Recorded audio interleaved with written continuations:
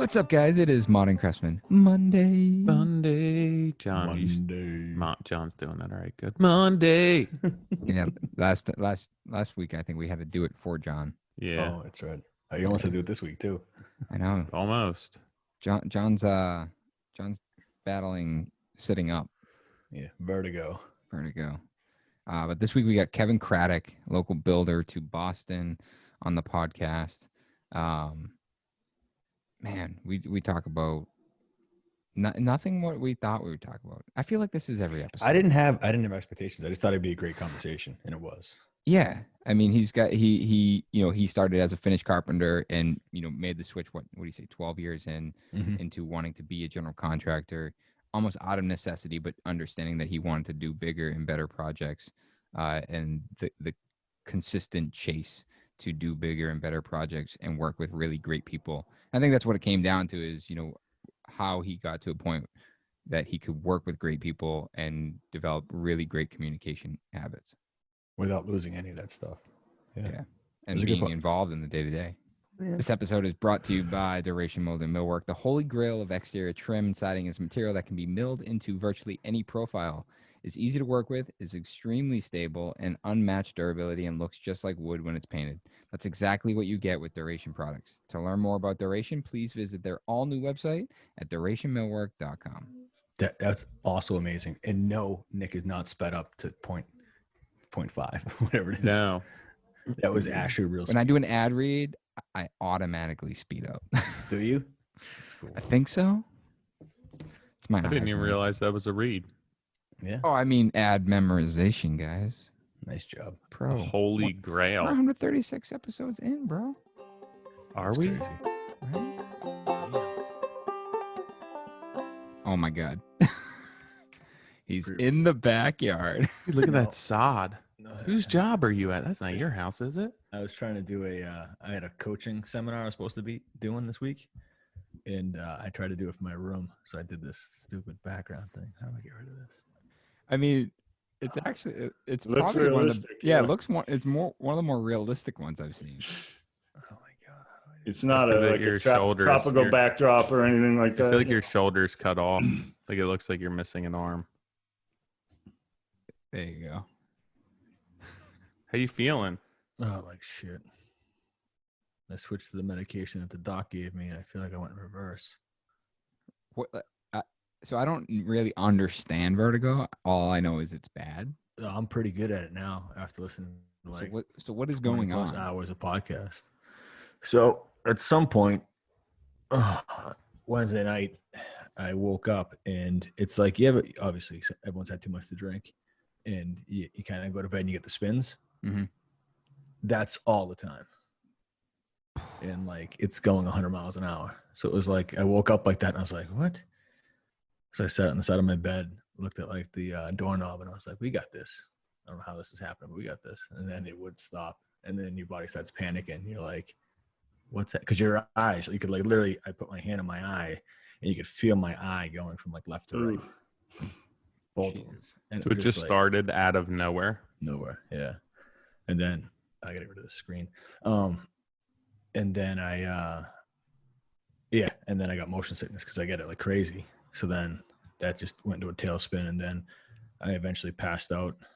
And then my wife woke me up, and she's just like, I think you have vertigo. And I'm like, there's a name for this shit? I thought I was just dying. Like what the hell's going on? So I started pounding Dramamine, and that got rid of the motion sickness. Like I even have like the little C-bands on. Oh, wow. To down on like the nausea part of it. But it's it's like basically somehow crystals in your ear that basically, when you were to go on a roller coaster and you get that feeling that's like you're like, whoa, that's cool. It's like those crystals are moving in your ears to kind of give you that feeling. And those can come dislodged and find their way into different parts of your ear canal. And that's what gives you this constant kind of dizziness feeling. And that can be, there's other things. It can be way more serious than what's happening with me, is that it can be a small stroke, and it can be part of the 3Ds where it, disrupts my vision, my words, all that stuff, even my walk. But they think it's just those crystals have to then settle back into their spot until that happens. It could be, like I was reading a study the other day, it was from Harvard. It can be a few hours, it can be a few days, it can be a few weeks. And it's just like, so when's this end? So I went to acupuncture yesterday. The doctor was a waste. He just gave me this prescription, and the wife just said I can't take Dramamine on top of this. So what about like a chiropractor? I'm going Monday. Yeah, it's amazing how like you think like, oh, I can just book that tomorrow. I called Monday. They couldn't see me till the following Monday. Acupuncture couldn't see me from Monday to yesterday was Wednesday, and the doctor couldn't see me till today. So, Kevin, one of your guys that's crazy, this, right? Yeah, one of my PMs got it in the office. We thought he was having a stroke, honestly. He left in an ambulance. He was like, all of a sudden, he was fine. He was working at his desk, and then he kind of sat down on the sofa. Then he laid down. Then he just like grabbed the trash barrel and started throwing up, and we didn't know what to do. We called his wife. She came, and then, we ended up calling an ambulance. It's crazy. It was a nightmare for me. At like 3 o'clock in the morning. Yeah. I was like not trying to wake up the family, and I was like, what? Yeah, that's crazy. Yeah. So I'm on day, I don't know what it is now, day 8. Have you tried getting drunk to see if it counteracts? Try to get an actual hangover, see what happens. I've lost like 15 maybe it'll pounds. counterbalance. Oh my God. Did you try like the greasy food and all the other hangover? Oh yeah, no, I did the Epley maneuver where they have you do like this, like lean back on your bed so your head's at a 30-degree angle, and you're trying to basically get those crystals dislodged again. And then it's like, you ever play those little games? I'm sure you, Tyler, and you guys all have with the little kids, where you have like this little game and it's like a puzzle, but it's like in this water that you're trying to float it through around. That's what you're trying to do with those crystals and get them back into these spots through the canal. It's like, so Epley's got one. It's pretty proven. And I loved it. I had already done it a couple of times at home because I was like, whatever can stop this. And then the doctor's like, yeah, so if you go on YouTube, just Google Epley. I'm like, I've already done it. This is really as much as you're going to give me. I'm paying you for this. Like, bro, come on. Hold on. How many years of school did you He's cool. It was just like, take the meds, you'll be fine. And I took him, and I honestly, I'm probably just more disappointed right now that we took him at like 2 o'clock, and I thought that this would be my jam. Since I was down on like 1 Dramamine a day instead of like 4, this would be it. And I'm just disappointed. So. Damn. But so what's up? That sounds terrible. Oh yeah, by the way, it's no fun. Sounds brutal. Yeah.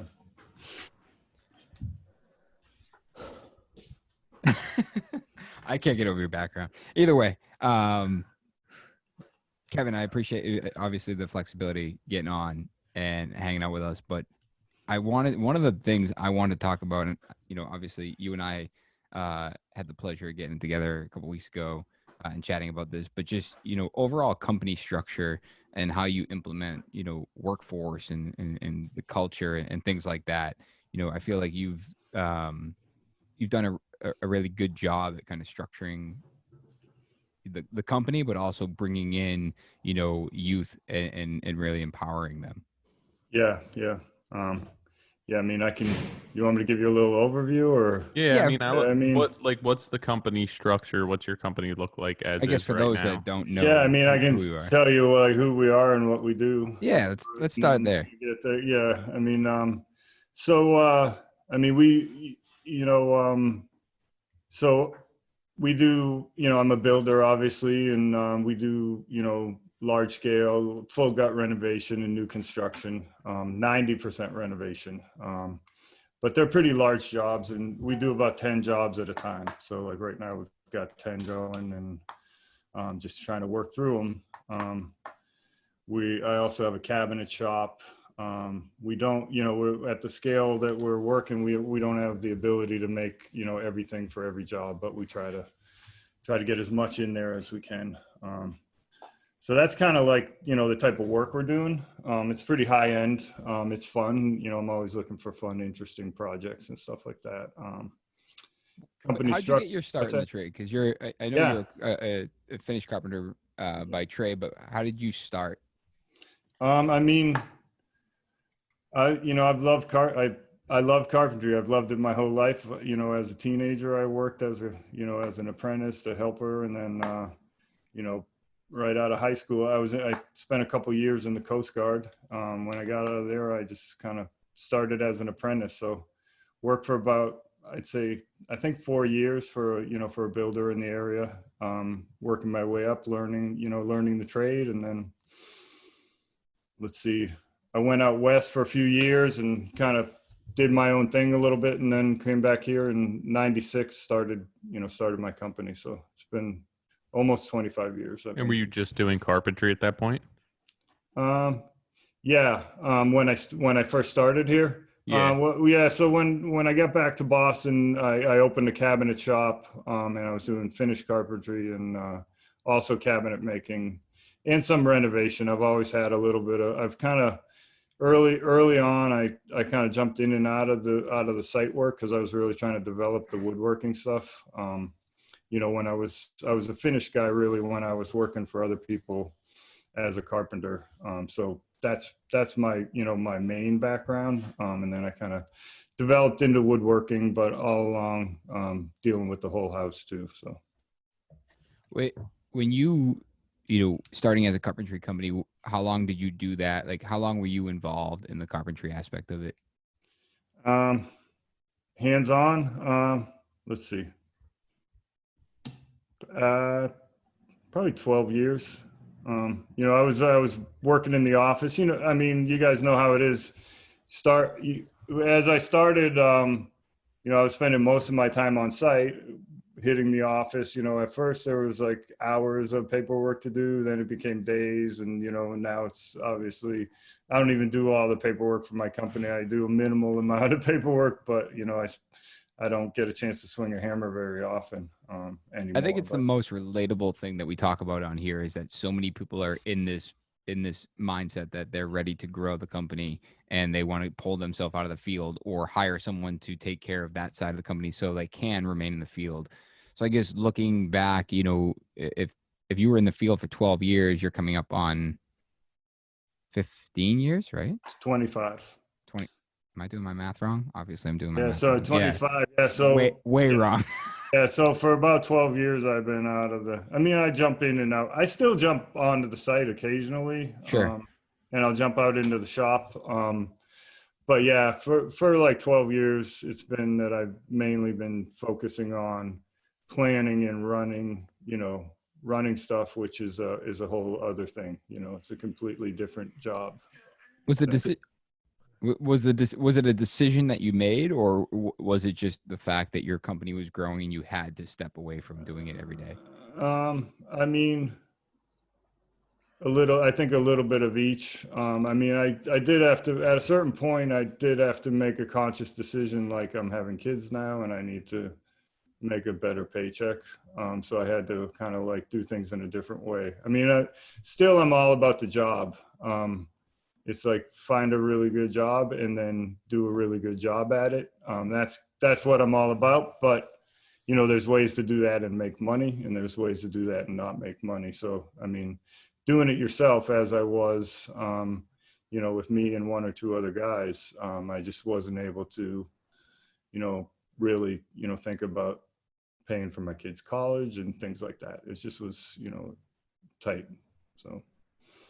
So, growing the business, and also at the same time trying to do, bigger and better and more awesome stuff. You need more people. And when you have more people, you have payroll and HR and all that other stuff. So I think to have access to the best work, you have to scale up and, have the ability to take on something big, Yeah, I think, we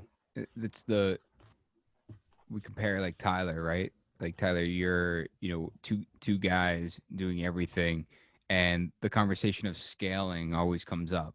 And, and I think Tyler, one thing that, over the course, at least looking at your career over the course of the last couple of years, is that your scale isn't necessarily the amount of people or the amount of projects. It's the level of project that you're able to do, and inevitably able to charge a premium for doing it. Mm-hmm.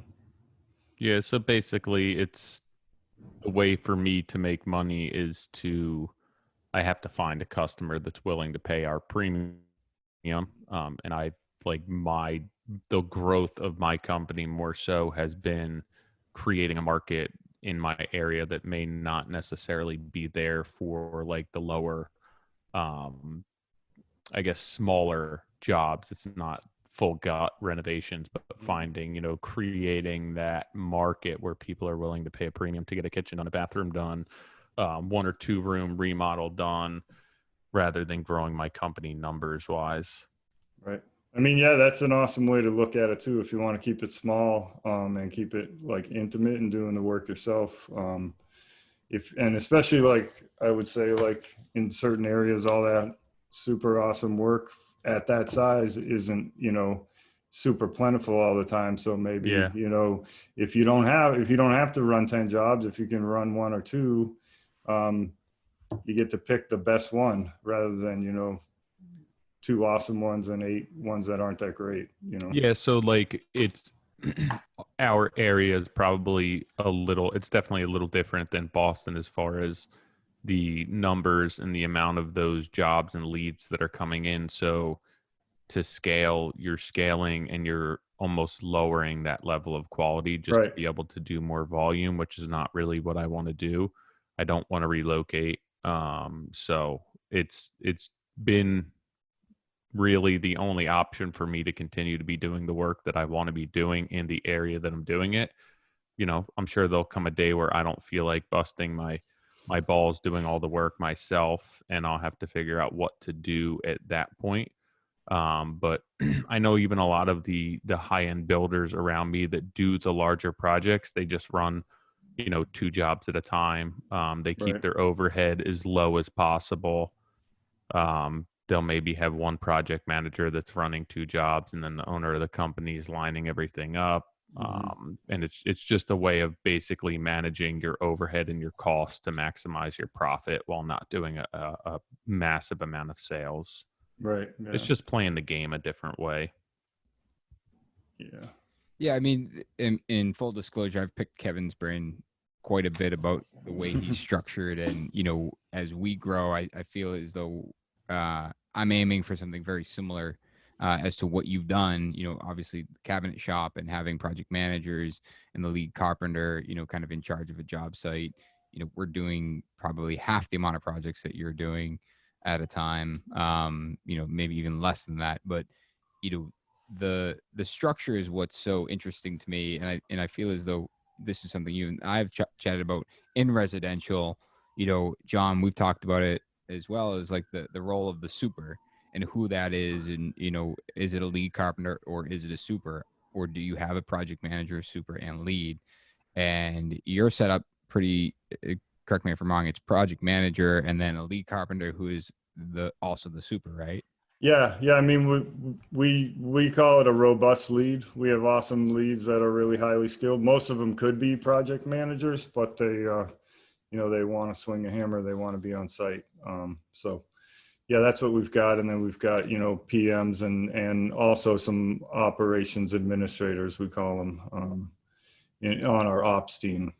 So what is the role of the operation administrator? I mean, the way we manage all the projects is I'm really collaborative. So we kind of talk through every project. Project managers and ops admins kind of jump from one project to the other, depending on what they're expert at. And so the ops admin, they'll do, so you've got the PM who, we've got our leads on site. So this, the site kind of runs itself, but how project managers, they're all over the place. They're running to the site. They're putting out fires. They're doing all kinds of stuff. The ops admin, they're a grounded, counterpart in the office that can just crank through paperwork in a really detailed way. So, we use Procore. They're doing all the commitments, they're processing invoices, they're working on the budgets, doing meeting agendas and just kind of like being the stable backbone kind of all the chaos that's happening out in the world. So they're running multiple jobs. They're always running multiple jobs. Yeah. Yep. Yeah.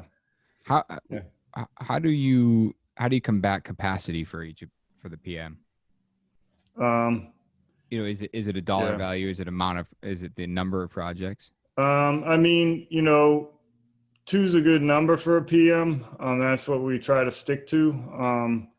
But dollar value. I mean, there's projects that are more complicated than others, but the dollar value doesn't. You can have like a pretty low budget project with a really, really needy client and architect that needs a better PM than a higher paying project, really. So it's kind of like, I mean, each project I look at is just like a relationship that needs to be managed. So it's like it depends on who the PM is and what their temperament is, and how many relationships they can manage.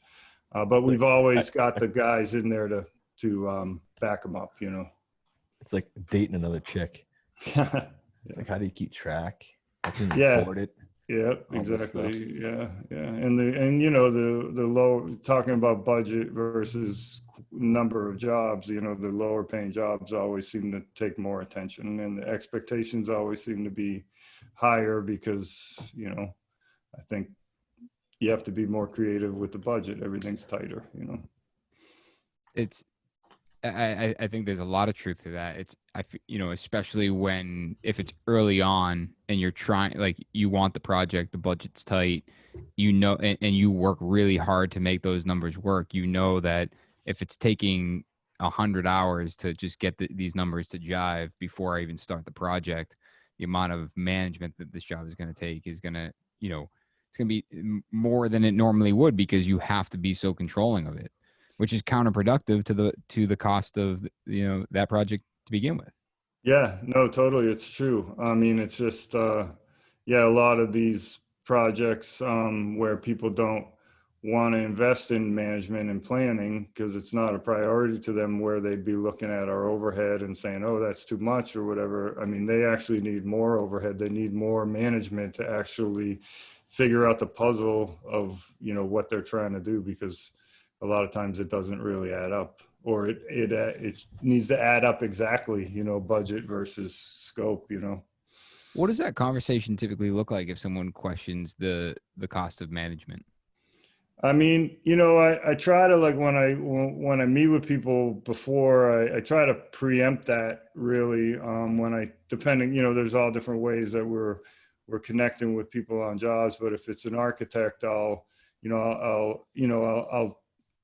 when we have our, pre kind of discussion, I'll explain, the structure of my company and, how why we might have more overhead, how we bill certain stuff in O&P overhead, and then other stuff we bill direct. So I kind of try to do a pre-talk and explain all that. And then it really comes down to the interview, saying like, hey, this is a good job. And it's worth good management. It's worth attention. And so everybody doesn't go for it, but, I think if they do, it works out, I guess. It can be difficult because there are people, always trying to get that percentage down, especially in the architect community, when you've got multiple people looking at a job, they're comparing everything. And, so you got to have whoever I'm pricing the job for, I just really have to make sure they really understand what that overhead pays for, so they can explain it to the client, or if I'm talking directly to the client, I can explain that to them, Right. Yeah, because it's, typically that, at least on the overhead side, it's not even so much the lead or the super on the job site. It's your role as the owner, as Right. your ops. It's, it's the second, third set of eyes walking the job site, making sure that that vision's kind of trickled down. It's I mean, like everything in the office, all of us that are still here while everybody else is out doing the stuff. I mean, that's all overhead. It's not direct billing. So, and there's a lot for a structure like I have, there's a lot of it, Right. So going back to when, at that point, 12 years into starting your company, I guess it's 2000, if I can do math right now, it's 2008.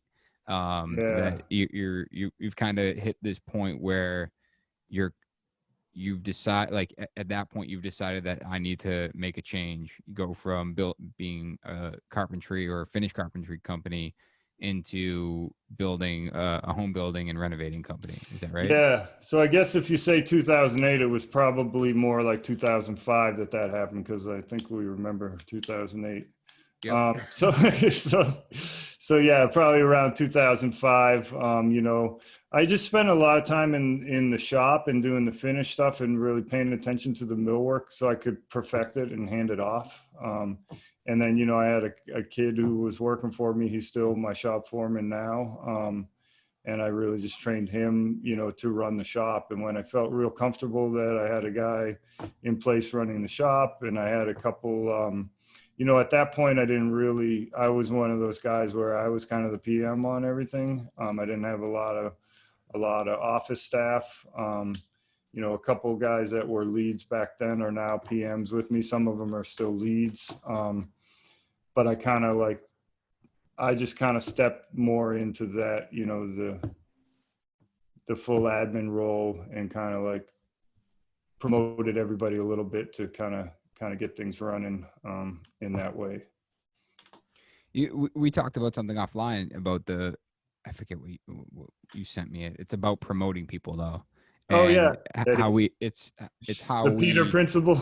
Yeah, it's essentially people get so good at what they're doing, and then they're promoted into a role that they're not good at. Yeah.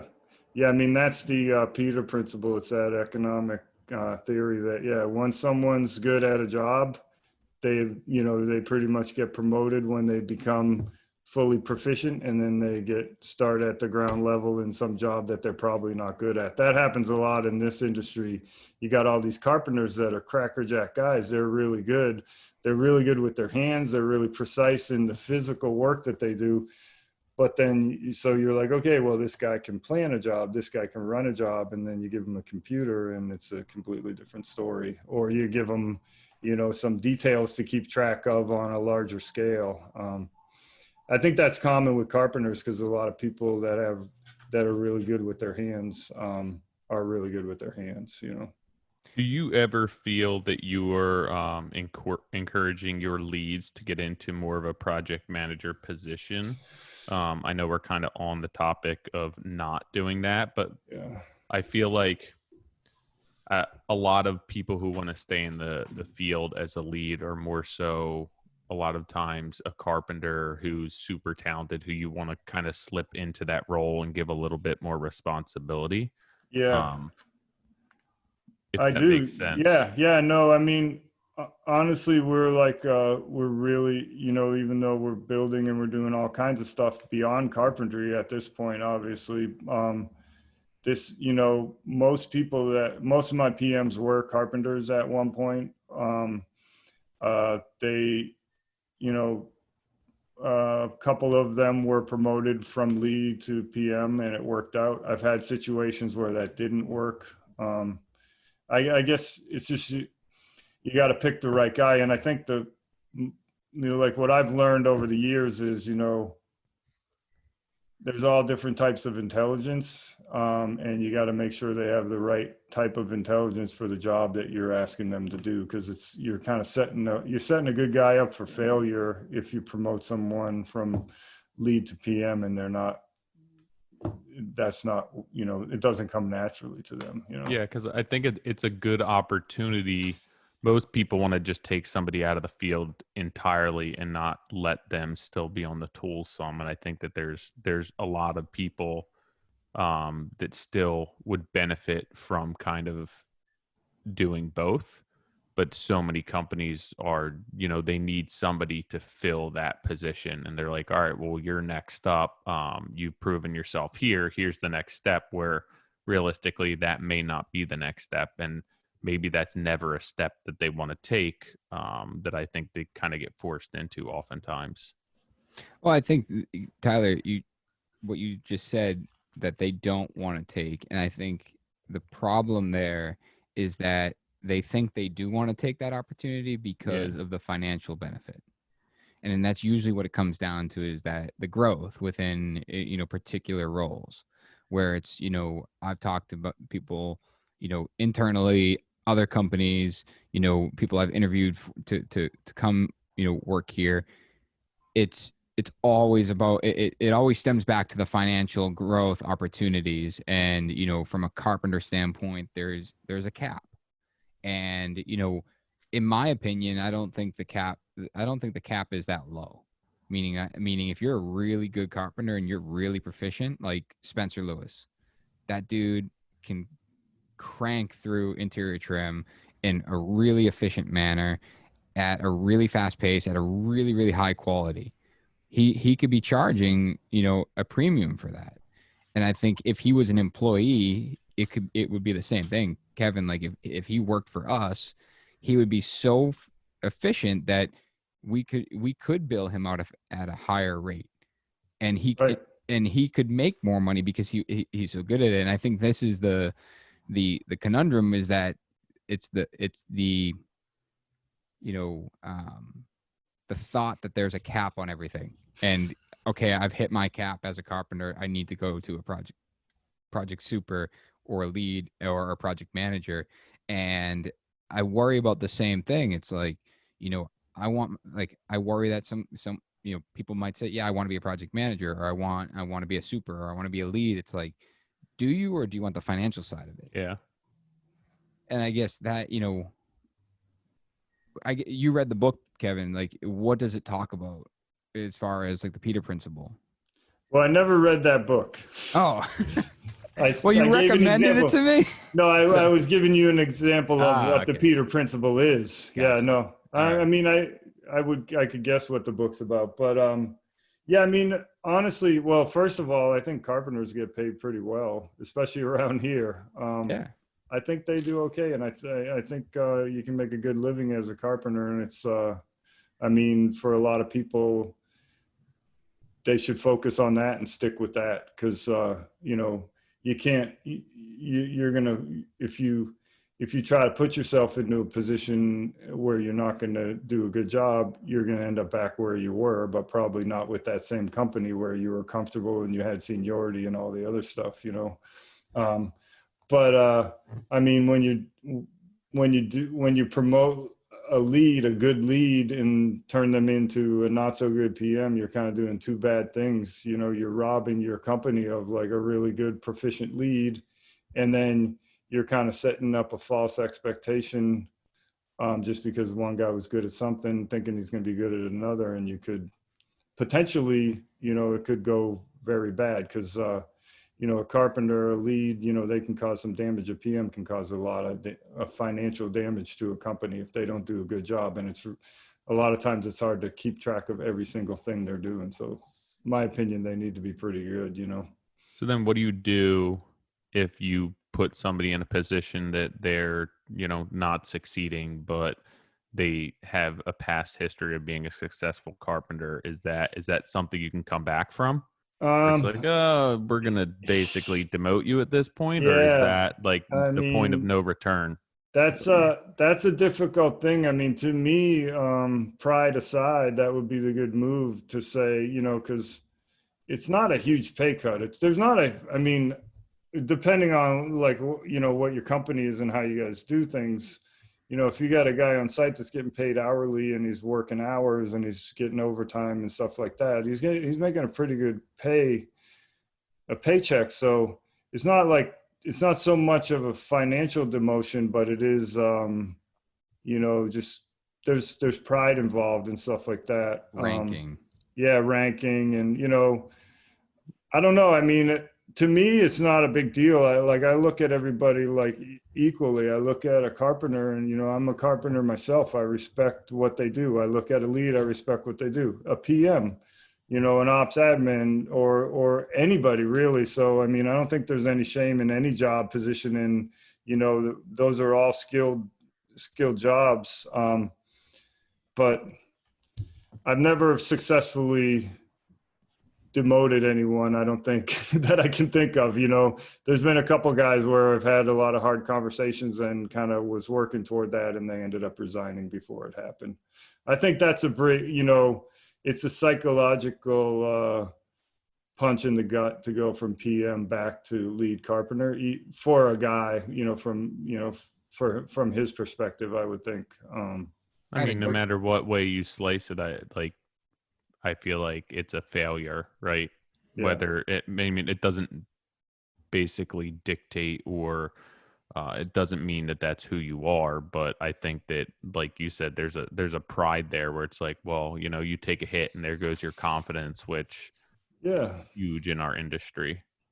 Yeah, and it's kind of my failure if I do that, right? Because I'm not really like in tune with what I like. I misestimated like what this guy's potential was, or I didn't think it through all the way. I was, you know, so I mean, it's not that person's failure. If it is, I guess, if they ask for it and they keep, you know, every time you have a review, I want to be a PM, I want to be a PM, you know, and they're overconfident. That's one thing, but that's not usually what happens. Usually we're like kind of looking for people that have a certain aptitude for planning and management.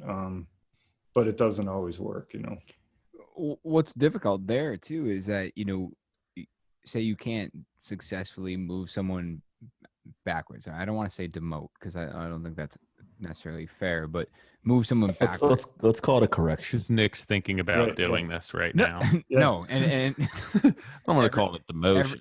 Everyone that's listening that's in my company is like, dude, you totally demoted me. Is he talking to me?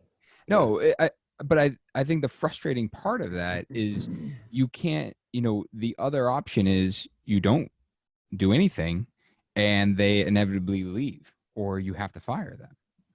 Right. Because it's, you know, because it's too hard for that, for you to say, or for them to understand that, hey, you were better at this role, let's move you in this position. Yeah. I mean, I think, it's just like, totally. Or you end up with a PM that just doesn't do a good job forever. Like you, and that you just have to constantly, you know, kind of maneuver what position that they belong in. Right. No, I know it's true. If then you end up with like special, you know, your special PM that does. I don't tell all my employees I don't have any special PMs right now. Everybody's good, but you've got, you know, a special PM that you don't assign the hard work to or whatever, you know, right. It doesn't really work. Yeah. I mean, everybody's got to step up equally to the Do you think you can train the project management side of it? I mean, you can, to a certain extent, but it's, I mean, you know, if people don't have these, like, if people aren't naturally detail oriented and also if they don't think kind of rectilinearly, it's really hard, you know, it's hard to train. Well, I'm out because I don't know what rectilinearly even means. Yeah. I mean, he used the hand symbol. Yeah. So I did. Yeah. But still. Yeah. You know, people that are good at crunching numbers, people who are good at planning, thinking ahead, you know, Gantt chart, spreadsheet type people. Contained by, consisting of, or moving in straight line or lines, relating to straight lines. Yeah. Yeah, I mean, that makes sense. Nick, you've brought a lot of your carpenters or people who were carpenters and promoted them into more of a management position. What was that transition like? So is that like the best bet? Has that worked out for you, or has it worked better for you to just bring in people who that's what they want to do or that's what their experience is, rather than kind of growing them or grooming them into that role? So I have both, and Mike would be the carpenter that has, you know, started as a carpenter and promoted up. And the way I look at it is, you know, like, let's compare Mike and Nick, because they've been the longest. Tony has just joined us as a PM, and Nick came from more of a project management background, civil engineering degree. Mike came from a carpentry background. Now they're both project managers. They're both totally different. They have totally different styles, and I genuinely don't think that either one of them is better. They just have strengths and weaknesses in total opposite areas. And your question as to whether it's been successful or not, I would say yes. But I continue to invest like the education side of it, where it's like, you know, Mike didn't come from a project management background, so I'm working with him to make sure that he has the support that he needs, that, you know, if, Kevin, we were talking about it, there's this project management class, like, hey, let's look at that, like, see if there's an opportunity to further the knowledge there. Mike genuinely wants it. He wants to be in a project management role. He, when he originally stepped into that, role kind of informally, it didn't, if I memory serves me right, he wasn't keen on it. But once he saw that the not even the control, but like that he was kind of orchestrating this massive amount of people into kind of putting something together, bigger picture than when he was a carpenter, he started realizing how gratifying that was. And that's what really, stemmed his interest in it, and has since kind of driven him to really refine that. So I think, I'm certainly fortunate in the sense that, I've been pretty lucky with that process, but that's why I asked the question about, do you think it can be learned? And I think looking at Nick, like, there's things that he can learn. Looking at Mike, there's things that he can learn. All of us, right? And if we can constantly refine that position, or I guess it's not so black and white, right? It's not, not every carpenter is going to be a bad PM, and not every carpenter is going to be a good PM. It's case by case. Yeah, I mean, what you're saying about the, the big picture, I mean, to be able to, like, appreciate the big picture is great. And, there's a lot of carpenters who can do their thing. They can put their head down and they can lift their head up and they can appreciate the big picture, but their perspective is still from the ground. You know what I mean? To understand the big picture, you got to, like, raise up and look down and be able to kind of see everything. And that's kind of the difference. Like, cause like, most carpenter, a really good carpenter, knows how to build a whole house. He knows how to, he knows about systems. He manage it, a lead can, they manage everything on site, the HVAC, mechanicals, AV, all that stuff. They understand everything, but they're just in the one job site and they're working from the inside of the job site. Yeah, it's usually like a couple day outlook or 2 week outlook. Exactly.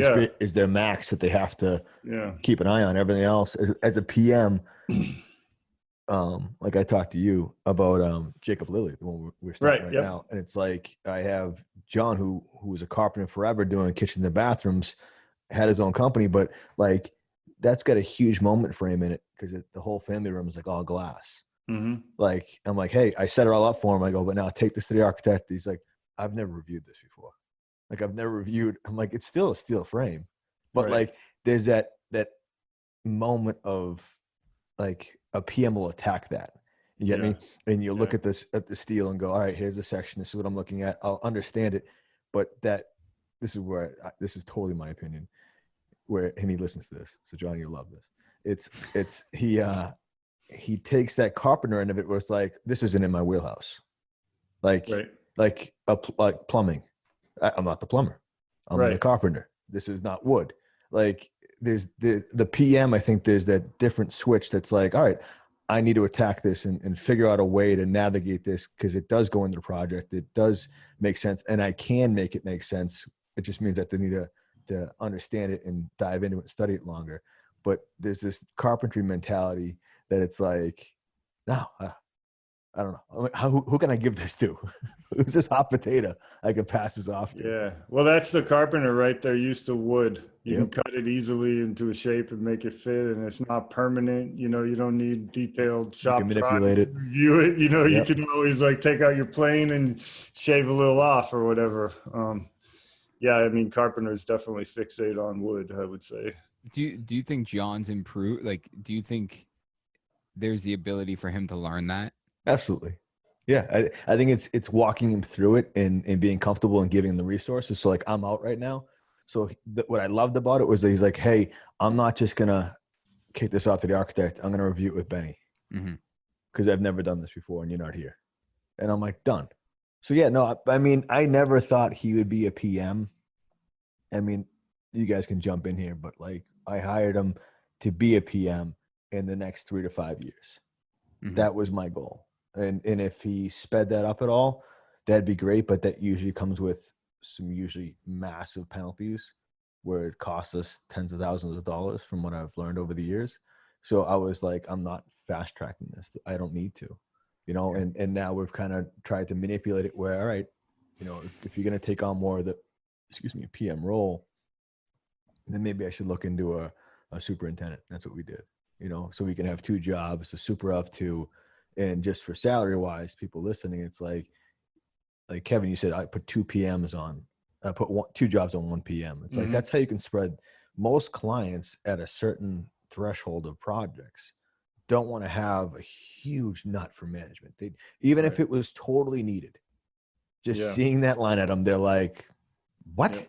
So it's like, how as GCs and builders and contractors, how do we kind of navigate this so we're not really top heavy on management, but yet it's still I've told every single client that's ever asked us about the management is, whatever you see there, we over manage it beyond that.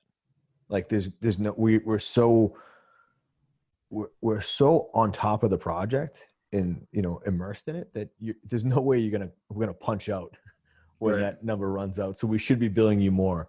So, but no, I mean, my point with John is that until he gets to the point where he can take the training wheels off, which is an awful kind of thing, it's, maybe we should manipulate the company around that, since we are small and we can do that. Where I can't cover that, then maybe a super's that. And we've really talked about this project coordinator as well.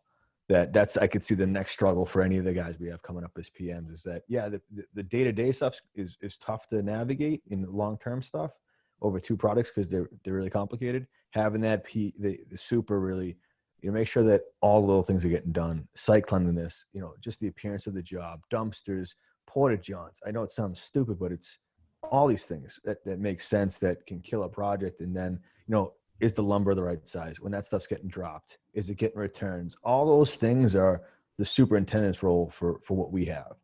And then the PM is really that 1,000-foot view looking down, dealing with the client. And then the next struggle I see for us is dialing in these selections, because that's usually all on me. So maybe a project coordinator that's just like from the Patterson podcast that just eats this stuff up, and just runs with it. That might be perfect. And John might be a PM in 2 years instead of 6, because this is the right move for the company. John, sorry. No, go ahead. I was going to say, that's kind of the stuff that our ops admins are probably similar to that project coordinator. We used to have a full selections department. We had a selections manager, a 2-person team just dealing with selections. And then we decided to kind of bring them into operations. And that's how we ended up with these ops admin people, which it works great. But they coordinate all that stuff. Now, do they also touch like where the budget is, or is that on the PM? No, they do. So we're like selections. We're they deal with the allowances, and then they'll do all the accounting around that. They'll package up the submittals, get everything approved with the architect. Then they throw all the financial info on to what we call an allowance sheet, and then we send that out for signature. So the ops admin does all that work. Yeah, so it's really good. At any given time, a client could go, "Hey, where am I at with my overage?" That would go to the coordinator, and the PM doesn't have to stop everything, dive into the nuts and bolts of the numbers while they're trying to get this, let's say, that steel structure approved. It's tough, because they do have to run as 3 different animals, which, the day-to-day, the small stuff on the ground, the ants putting everything around and away and together. And then the PM kind of looking at big picture, but then the financials and selections that keep everything going. Production is what pays the bills and keeps everything rolling. But it's having these other things happen in between that, and it's tough to do. And I think, I don't know, like Nick, you and I have had management degrees, and they're completely different. And I don't know what's happening now for guys, but like we have guys that have management degrees, and it's nothing compared to what I did at WIT. So like we have guys that are superintendents, and our goal now is we'll help pay for their degree at Wentworth. They're doing nights, and we'll help pay for that when it's a direct project, like it's not an elective. I'm not going to pay for photography, 80, but it's like, if you're going to do project management and you're going to pass that course, we'll help reimburse you for that course.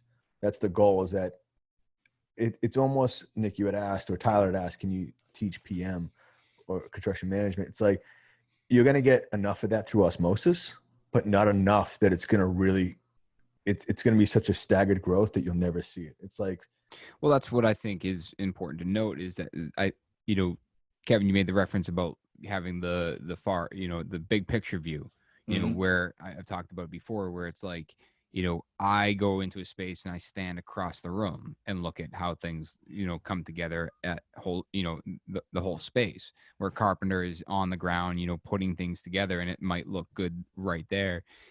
Having that understanding that how important it is to step back and see things connect. John, to your point, it's like you start learning that through osmosis and seeing, the whether it's me or whether it's the PM doing that and talking about it and shedding light on it and saying, hey, let's change this because here's the reason why. And that's the osmosis. But the side of it of like what you learn at Wentworth, right? What I learned in school, like, these dedicated project management courses, when you start to understand like how to build a job schedule, how to maintain like it sounds so, when you say it like that, it sounds so elementary, but there's so much to it that it's so incredibly important, because especially from a client standpoint, they want a pulse on that at any given minute. And it's like, it has to be. But even like in school, and to people thinking I'm cutting Nick off, I'm just trying to keep the stock going with him. And go. It's Ride the wave, bro. I think one of the things I absolutely loved and cherished when I went to school was learning scheduling and learning, predecessor and like how that all works, where you're linking these different scopes and how many things can get linked together. And it's like, when you really, yes, I was a carpenter when I went to Wentworth and I was still doing it, but I knew how it all went together by feel. Yeah. Just because I was on the site and it kind of just flowed, But then when you see like predecessor and successor and all this stuff, and you're like, it's like, it made it like it was like the Matrix to me. It was like the zeros, ones, and twos, meaning I wasn't in the Matrix. I could see the Matrix. And it was like, I get this. And now I'm like, I almost felt like I was a little elevated. And you go back to the carpenter part of this confidence thing that Tyler was talking about. It's like having a class in Excel that's part of, accounting with construction management, or whether it's scheduling or whatever it is. It's just that bit of confidence that gets you over the hump that makes you feel comfortable doing it on your own. Yeah. I mean, to speak to schedules alone, it's like when you do learn that, and you, like you said, the predecessors and things like that, and you start seeing how, all right, it's actually going to take an extra week. And then it's like everything changes after that. It's like, whoa, now I immediately understand what that just did to the whole project. And I can clearly see that. But it's understanding the value of that, but understanding how important it is to run a successful project, because I love what Kevin and Patterson have is, someone dedicated working on the selection side of it, because that bogs people down. And, for us, we've hired assistant project managers, and they're dedicated to that. They're working on that side of things, making sure that stuff is procured in time, that, things are ordered. We're tracking that stuff down. But John, you're absolutely right. The day-to-day is one animal. The project management is another animal, and then the selections and ops is just a totally different thing. Well, selections and ops really leans towards that client interaction, that kind of relationship part of it. Is that when you'll have different PMs that are phenomenal at running scope, just pile driving stuff into the project and making it happen. Their finesse with pulling away from that, from like being the drill sergeant and dialing that in, and the client's like, hey, so what do I need to do about tile? Fucking tile? Yeah. You see what I'm doing right now? I'm fucking flying joists in on a crane. Like, pump the brakes on your tile selection, but that's what the client wants. Right. So how do you give that to them at the same time? Yeah. John, you made a comment that you over manage.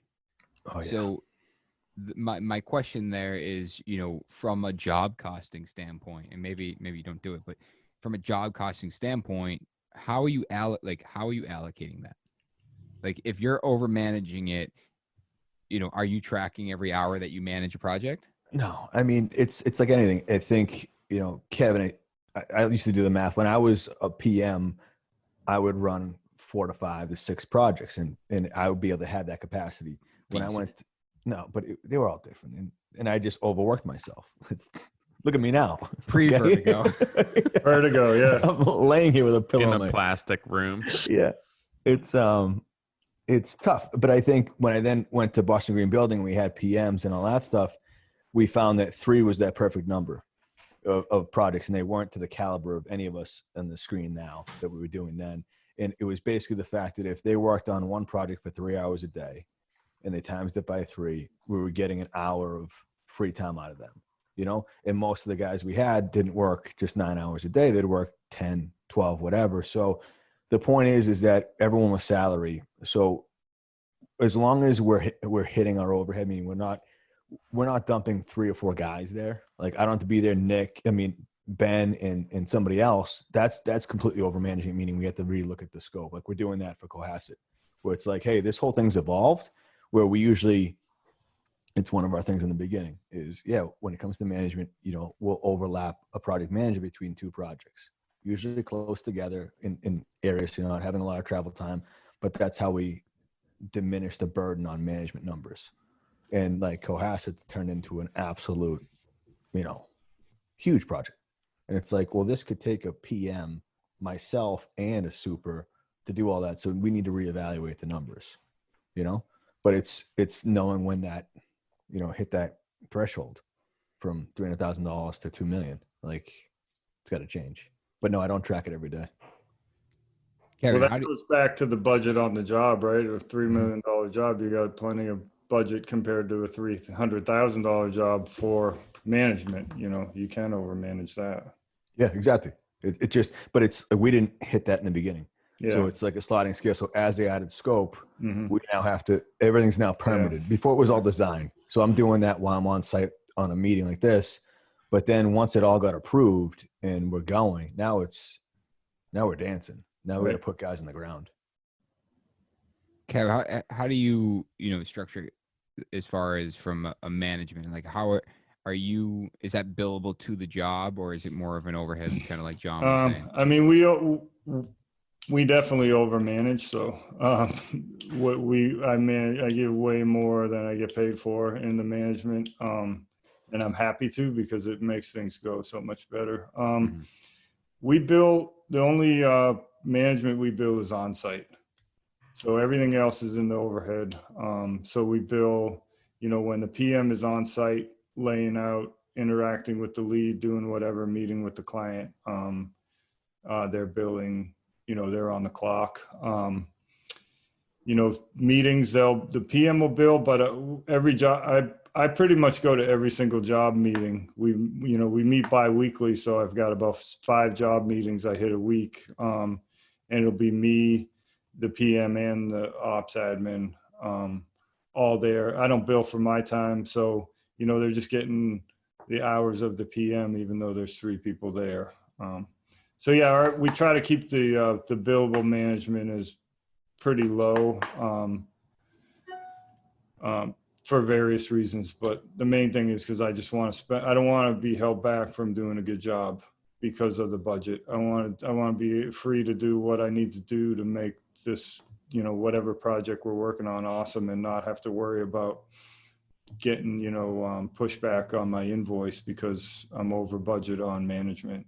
So. And that can kill the relationship. Yeah. That whole part of it, like you're trying to, it can take, because think about it, if you ran out of management time, you're probably, let's say you're 10 months into a 12-month project, and like the honeymoon stage is gone. And now that last invoice or last 2 invoices could tarnish the entire 10 months prior to that. Right. Yeah. And we're saying this and everyone's rolling their eyes. Like, yeah. Everyone's thinking of that one job, like, oh, damn. Or multiple jobs. Yeah, I was about to say, is there only one of them? Yeah. You're lucky if you. That's what you're talking about. Job. Yeah, every job. I mean, if you care, you're going to put more into it than you're getting paid for, no matter what. It's just a matter of how much more, and you're getting that, you're creating that goodwill, and everybody's happy. That'll be the story that gets told, though.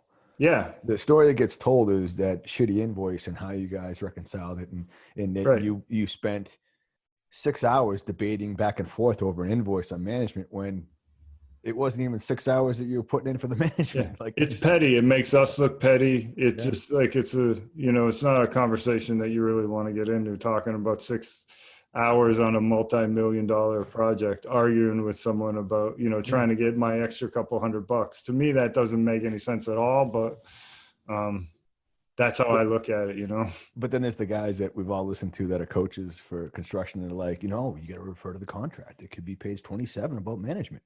And you're like, I'm never going to send that email. No, I mean, I shouldn't, well, I won't say too much about my contract, but it's a really, I mean, not that I have anything to hide, but it's it's that, we have a cost plus contract, I can pretty much charge whatever I want by the letter of the contract, but I don't, Yeah. Yeah, I think that's the side of cost plus that oftentimes gets the negative feedback on, right? It's like it puts all of the risk on the homeowner. Right. It's like an open-ended checkbook, but it goes back to guys like you that and John, like over managing, and you're over delivering, but you're still living. I guess what I'm getting at is a lot of us, I think, use the cost plus because our projects aren't designed enough. And rather than saying, yeah, I'll do it for a fixed fee and then change order the hell out of it, it's like, let's just do this open book. It's more work on our end as a builder to do cost plus. You're always reconciling, but we're building some sort of budget to hit those targets. And it's still, I feel like, at least for me, it's like I put a budget number in there and it's like, yeah, technically if something goes up, I can just go back and bill for it because that's the way my contract's written. But I'm not, the likelihood is I'm probably not going to, or, especially if it's $100 or something like that. It's like, forget, you just, I said it was going to cost 25,000 and it's, 25,400, just bill them for the 25. I don't want to be petty about the 400, but at the end of the job, it's like, man, I just did that across 100 line items. And now I'm, $10,000, into or the concessions. customer asks you for like a $75 credit for something. Yeah, I think someone we had on the podcast talked about that. Yeah, it's yeah. I mean, the flip side is if it's a GMP, look at it right now. Anybody that signed a GMP, let's say 7 to 10 months ago, and lumber prices are going through the roof, like, are you going back and having that conversation with the client, and the client can go, the contract is written this way. Right. So as the builder or GC contractor, what are you going to do? You're going to dilute something somewhere else, or, maybe don't sub it out, or you sub it out to somebody else that's underqualified. So the only way to save money on the other end of that is they have to somehow cut corners. So, think about that. I mean, I've had people call me lately and ask me about, like, what kind of contract, and I'm like, A, you're not my client, but B, I'm happy to have this conversation with you.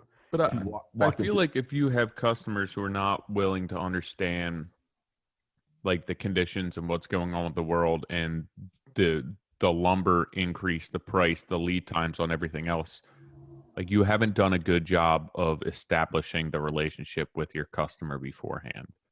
Because I feel like anyone who I were to work for, if that were to come up or if something were to change, I'm not going to them for like, hey, it's $200 more.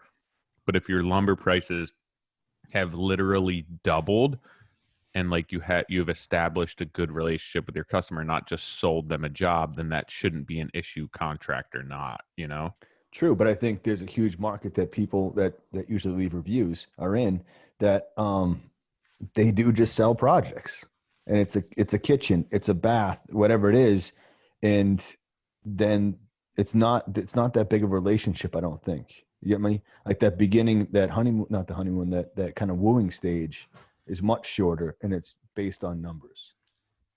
Yeah, I mean, do you guys feel like you've ever seen a job that could really be a fixed price job?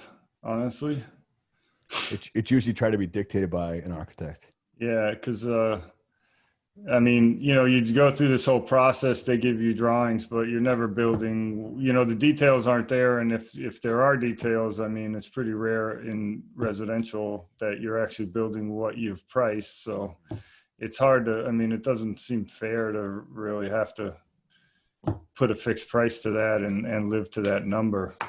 We do, I mean, but the budget is an issue. I mean, we do a really detailed budget and present that to people, and they do kind of look at it as a fixed price, even though it's a cost plus, and you have to have conversations along the way about stuff. But I kind of feel like, you know, I'm really into planning, and we try to, if we can, like try to head stuff off and see, you know, as design is developed and drawings change, you know, look at the details. Every time we, you know, we get a new set, we have to go through and scan and find all the changes, all the stuff that's not clouded, and figure out, you know, okay, this is what, you know, our pricing set, we call it the Bible. Like, how does this reflect to our Bible, you know, which is what I struck, you know, I made a template for this job. I put together an estimate, a schedule, everything. You guys gave me a bunch of paperwork. It's all designed around that. And as the design changes, you know, the schedule is going to change and the budget's going to change. But trying to present the information in advance is always better, you know, because yeah, once you go over 100% on any line in your budget, you know, you're having conversations about it, even though it is cost plus, you know. I feel like it's good to keep your customers up to date with anything that's going on, whether you're at that 100% or not. Yeah. I just think it's good for them. It's more work but to be able to gauge how much is going into it, and they see where they are and what decisions drive those costs and what they can back out. And it's not like you're 75% done the job and it's your first conversation where, hey, we're already creeping up on budget capacity for this job, where like that conversation should constantly be evolving, and keeping your customers up to date as to what's going on, just so that everyone's on the same page. Nobody likes to get, I feel like people are willing to pay more money if they understand what's going into it, if those decisions are their own. But if you're just slapping somebody with, hey, we're over budget, this is how much it costs, and you've never given them any indication of that beforehand, of course they're going to be upset about it, and rightfully so. Yeah, I mean, yeah, that's basic communication, right? I mean, that's what we need to be doing with our clients, just talking things through and being open about what we see, and you know, giving them a choice rather than, you know, just acting like a robot, getting a set of drawings, building what's drawn without having a conversation, getting the 200% of the budget and saying, well, I did what you drew, instead of saying like, hey, I see a drawing here that's going to be double. Do you want to pay double, or do you want to figure out a way to scale it back? Do you want to adjust the drawings? Kind of doing that stuff in advance rather than, you know, you giving them bad news after the fact. If you had your preference, you know, and let's pretend that budget's not an issue, would you prefer to do a fixed cost or a time? I did think you had a beer for a second. I was like, root beer.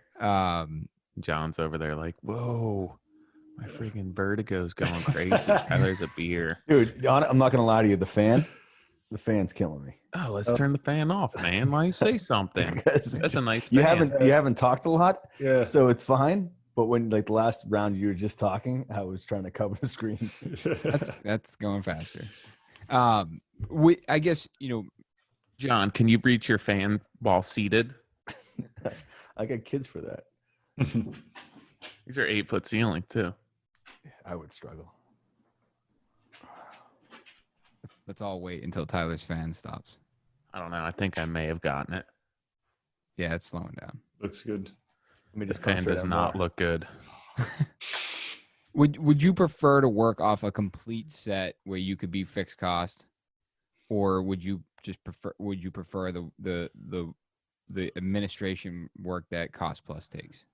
I mean, I don't mind the administration work. I mean, I'm into all that stuff. I'm into the details, but honestly, if I didn't have to focus on the money and I could focus more on the project, as long as I felt confident in that fixed price, I would prefer that, I guess, because then I'd be able to do my thing without stressing about the money, you know. What about you, John? Sure that you're obviously getting your pre-construction paid for. Like, I wouldn't want to do every job like that. I think your fans on ultra slow. Oh, God. Definitely not stopping. I think that what I think the problem with the GMP part is, Kevin, what gets taken out of that part of, or Nick, both you guys, when you're doing the cost plus is all the admin part. But when you're doing a GMP and you have to keep buying things down, you're just basically swapping something out for something else. You know, instead of having to do all that paperwork and track it all, you're going into the buy down process like it is more commercial. Like, hey, someone wrote this in I mean, this is a couple of years ago, maybe 2010, when construction companies that were commercial were actually taking jobs at a loss, knowing that they would be able to find a change order somewhere in the documents to be able to basically make money up. And that's a whole nother game that I think you could get into a GMP, is that you are then trying to wrangle up 4, 5, 6 different subs to try and make the numbers work to make the GM. So it's like you're still not focusing on the actual craft. When I was in college, I remember in one of the textbooks, there was a picture and it had a yacht and then a dinghy on the yacht, and the yacht was change order. The yacht's name was change order and the dinghy's name was main contract. And like they taught that in college. Mm-hmm. Yeah.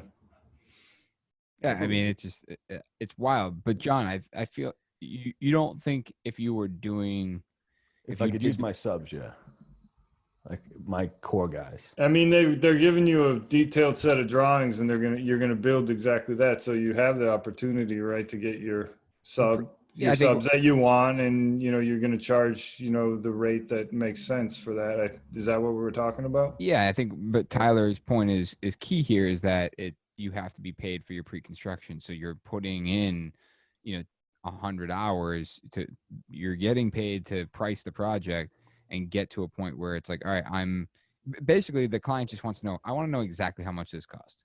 Mm-hmm. And, and it's, one of the more recent projects that we just priced, that's what they were ultimately going to be signing a contract, is that they wanted a fixed cost. And in the kind of pricing documents, it's like, listen, this is a preliminary set of drawings. As we go through this, we're going to do multiple pricing exercises in efforts to get to a fixed price contract, meaning that the drawings will be detailed enough that there will be minimal amount of questions. And, everything we do is cost plus. But, part of me, to be honest, I was actually excited about the fixed cost side of it, because I was like, all right, finally, we're going to have a set of drawings and designs that, in theory, should be detailed enough that we can price everything, and we don't have to go into this, worrying about, having a conversation because something wasn't detailed enough to be accurate on pricing. It's like, we're going to go into this and not be worried about it, and because everything is fixed, just I guess, making sure everyone at that point, even your subs and everything else, are going to take the necessary time to be pricing that out accurately.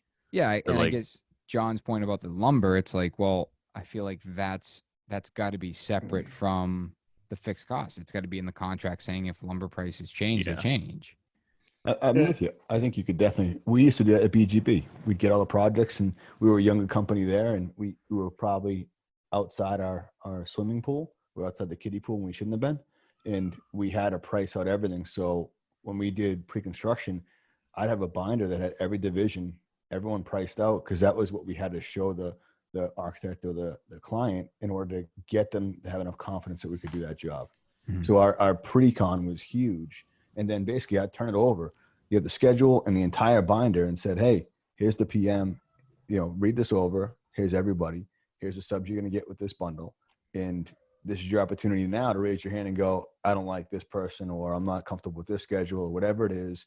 And then we would give them the opportunity to find some contingency in there and bid that out if they wanted to find somebody else. But this is kind of their Bible, to Kevin's point. Right. This is what they get to run with. This is, and there might be some tweaks here and there, but if you can find contingency somewhere in that project, you can make that go away as well. So you're not going back to the client for $1,000 or $2,000.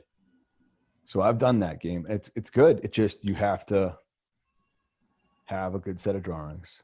Yeah. And then price the whole thing out. It's just so much time. But I priced something 2 weeks ago, and it's opening up between a second and first floor and adding a staircase, and it's not something that we do every day. And the lady asked for a budget, and when I start digging into it, I'm like, I don't know what's going to go into this. Let me actually price this rather than making up numbers. And by the time I selected newels and balusters and how much hardware we're going to need and the lumber costs, like to get an actual price just on this tiny little job, it's like 6 hours. And then you look at an entire job where it's like you're literally sending cabinets out for pricing.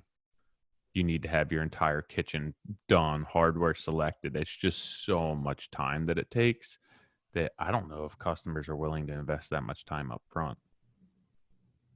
I think it's harder. Like Kevin said, it's like the smaller projects are probably, they're going to be a lot harder. A $300,000 renovation project, they're not going to spend $100,000 on a design. But the other beauty is that you could then, you have a probably a better chance of pricing that because it is smaller. Yeah.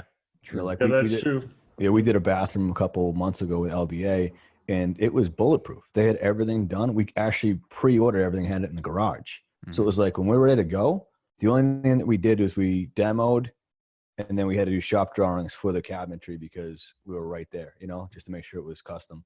And that was it. But it was 8.5 weeks, whatever it was. Mm-hmm. No problem. And everything was bid out. I mean, it was still cost plus, but everything was dialed in enough that it was boom. Yeah.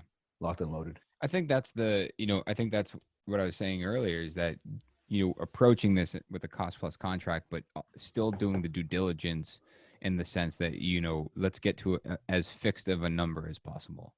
And I think that's where, some clients will lose faith in the fact that they're, a contractor is going to come in, well, we're cost plus and here's a budget, but, basically I'm covered, regardless of if this budget's accurate or not, where it's like, all right, where, the four of us are sitting here talking about, we're still doing the due diligence. You're still pricing the job. You're still budgeting. We're still trying to be as accurate as possible because we don't have the lack of empathy to, want to have that conversation about, well, whatever, like it is what it is. You owe me more money. It's like, no, we want to go in this looking like we know what we're doing.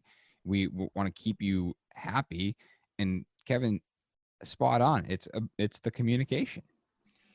Yeah, I mean, what I think we do the same thing, but my estimate is I price it like it's a fixed price, but I just have my eyes wide open and I know that what they gave me to price. Well, number one, I have to make, if I, depending on the level of detail, I'd have to make a whole bunch of assumptions, but I do that as if, I get a picture in my mind of what I'm going to build and I price it like it's a fixed price.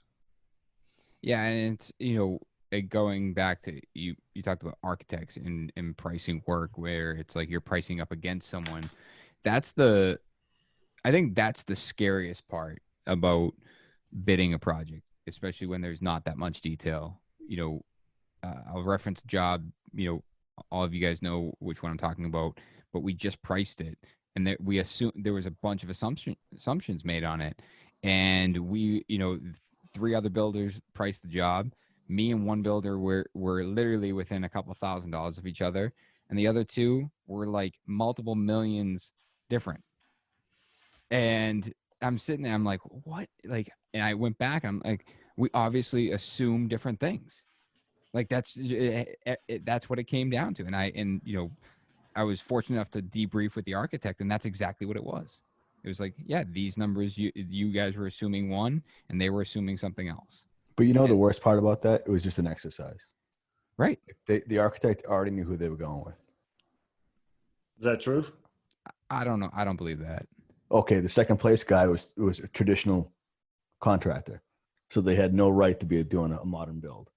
Like think about what Kevin's saying is that Kevin has to basically read between the lines on certain things. So Kevin will have great insight with certain architects, and architects will then have the ability to feel comfortable with him reading between the lines, because if if let's say they get a project and it's $100,000 over budget, is because it's a new contractor that this architect's using. Who does that go on? That goes on the architect, because they're like, oh, well, I didn't see this, I didn't see that at the meeting. So it goes back to that architect not being able to give enough drawings. But if they go to Kevin, and Kevin knew, this staircase is always, $250,000, and this guy bid it at $5 because that's what the drawings look like, they will lean towards Kevin more often, because that it will be this kind of, I've got each other's back, meaning I did see that, Kevin always catches this, boom, boom, boom. This is kind of how the relationship's gone. And we see it all the time. Like with Nikki, we dial it in with her all the time. It's not an architect, but it's a designer. So we kind of just, what she's thinking, even though she doesn't have to say it. And when it comes down to the drawings, unless you've had that long-term relationship with that architect or designer, I mean, especially with the numbers you were talking about, I think that whole thing was an exercise in that. I hate that you said that. I mean, that makes you a guinea pig, right? I know. And you have to, or a rat, a little wheel, yeah. Or a bitch. Yeah. All right, it was nice. Good guess. Well, the other thing I want to say is played. The other thing is when clients turn to us and think we're crazy for doing cost plus on drawings that aren't really done, guess what? To the clients listening, we think you're just as crazy when you hand us, an uncompleted set of drawings and want a hard number. Like it's the exact same feeling. Yeah, exactly. I got drawings, I think, like a week ago, and they said, we're just looking for a price on our project. I attached the drawings, and I replied, I'm like, is there more than one page? And they're like, no, that's all we have right now. I'm like, okay, so I have a floor plan. Like, right. I don't know, $1 million. Does that sound good? It's just like you're right. I don't know how many clients listen to this. But we hired an architect. Yeah, but that's what they said to do. I had this client called, or they put their email in my thing. I think we may have read it on the podcast a couple weeks ago. It was like this great email, and like on the lake in Hopkinton, we want to build this house, and there's something weird about the email, so I didn't really get back to her right away. And she called me and she's like, what do you think? And, and I said to her, I looked up your architect, you want to draw something. And I go, I think it's a mistake that you're drawing something without knowing what you need to spend. Mm-hmm. And then having that in the conversation, you have land. I get that, but you need to know what you're backing into, and you need to give that up. And I said, you need to give that up with the architect first. And then I would hire a builder right away before you get too deep into architectural drawings where you spend, whether it's 10 grand, 20 grand, or 100, then you're almost like, well, I spent this amount of money on the drawings. So now I need to find a contractor that fits to make those drawings worth the money I spent. And I go, that's a massive sacrifice. It should be done hand in hand. And I said, if I had a guess, because she wasn't giving it up on the call, within the first 10 minutes, I go, I looked at your architect, went to the website. If I had to guess, you're $250, $275 a square foot right now. And I go, and if it's all going to be about the numbers, it's not what we build. We build something that has character and soul to it, that I don't know what you want for details. If you're going to go off of this kind of catalog of stuff that this person's put out before, right, then we're probably not the right fit. And I go, you should start finding that contractor now, because this could be an absolute gong show for you. And you could be 325 into something that should have cost you 250 a square foot. And then it's funny. I had a call today from a lead and hopped on the phone with them to basically just comb through my questions, figure out where they're at. And one of the, I asked about the budget, and they were like, you know what, let's wait till, you come out on site, take a look at what's going on. We'll talk budget then. Just, we're not in I don't want to jump right to that. I'm like, no problem. Let me back up for a quick second. I'm going to explain how we work financially. We're transparent. This is our approach. This is how, we want to be involved early on. And I walk her through how we would approach that project and how it would unfold financially, and immediately went to, okay, yeah, our budget's like 2 to 250. Yep. And I'm like, yeah, I mean, we want to back into something. So if you tell me you have $250,000 to spend and you're designing something, let us work beside that architect. So when he's designing, he's not designing a $500,000 project, and we can control that. The whole goal is for all of us to be on the same page. And, it's it's just funny how like they hold that so close, like it's this secret that like I'm never going to give it up. It's like you don't have to give it up, but you're going to get to a position where then you've designed a project you can't afford, and then you try to buy it down, value engineer it, and you end up with a gong show, as you call it. It's a good word, isn't it?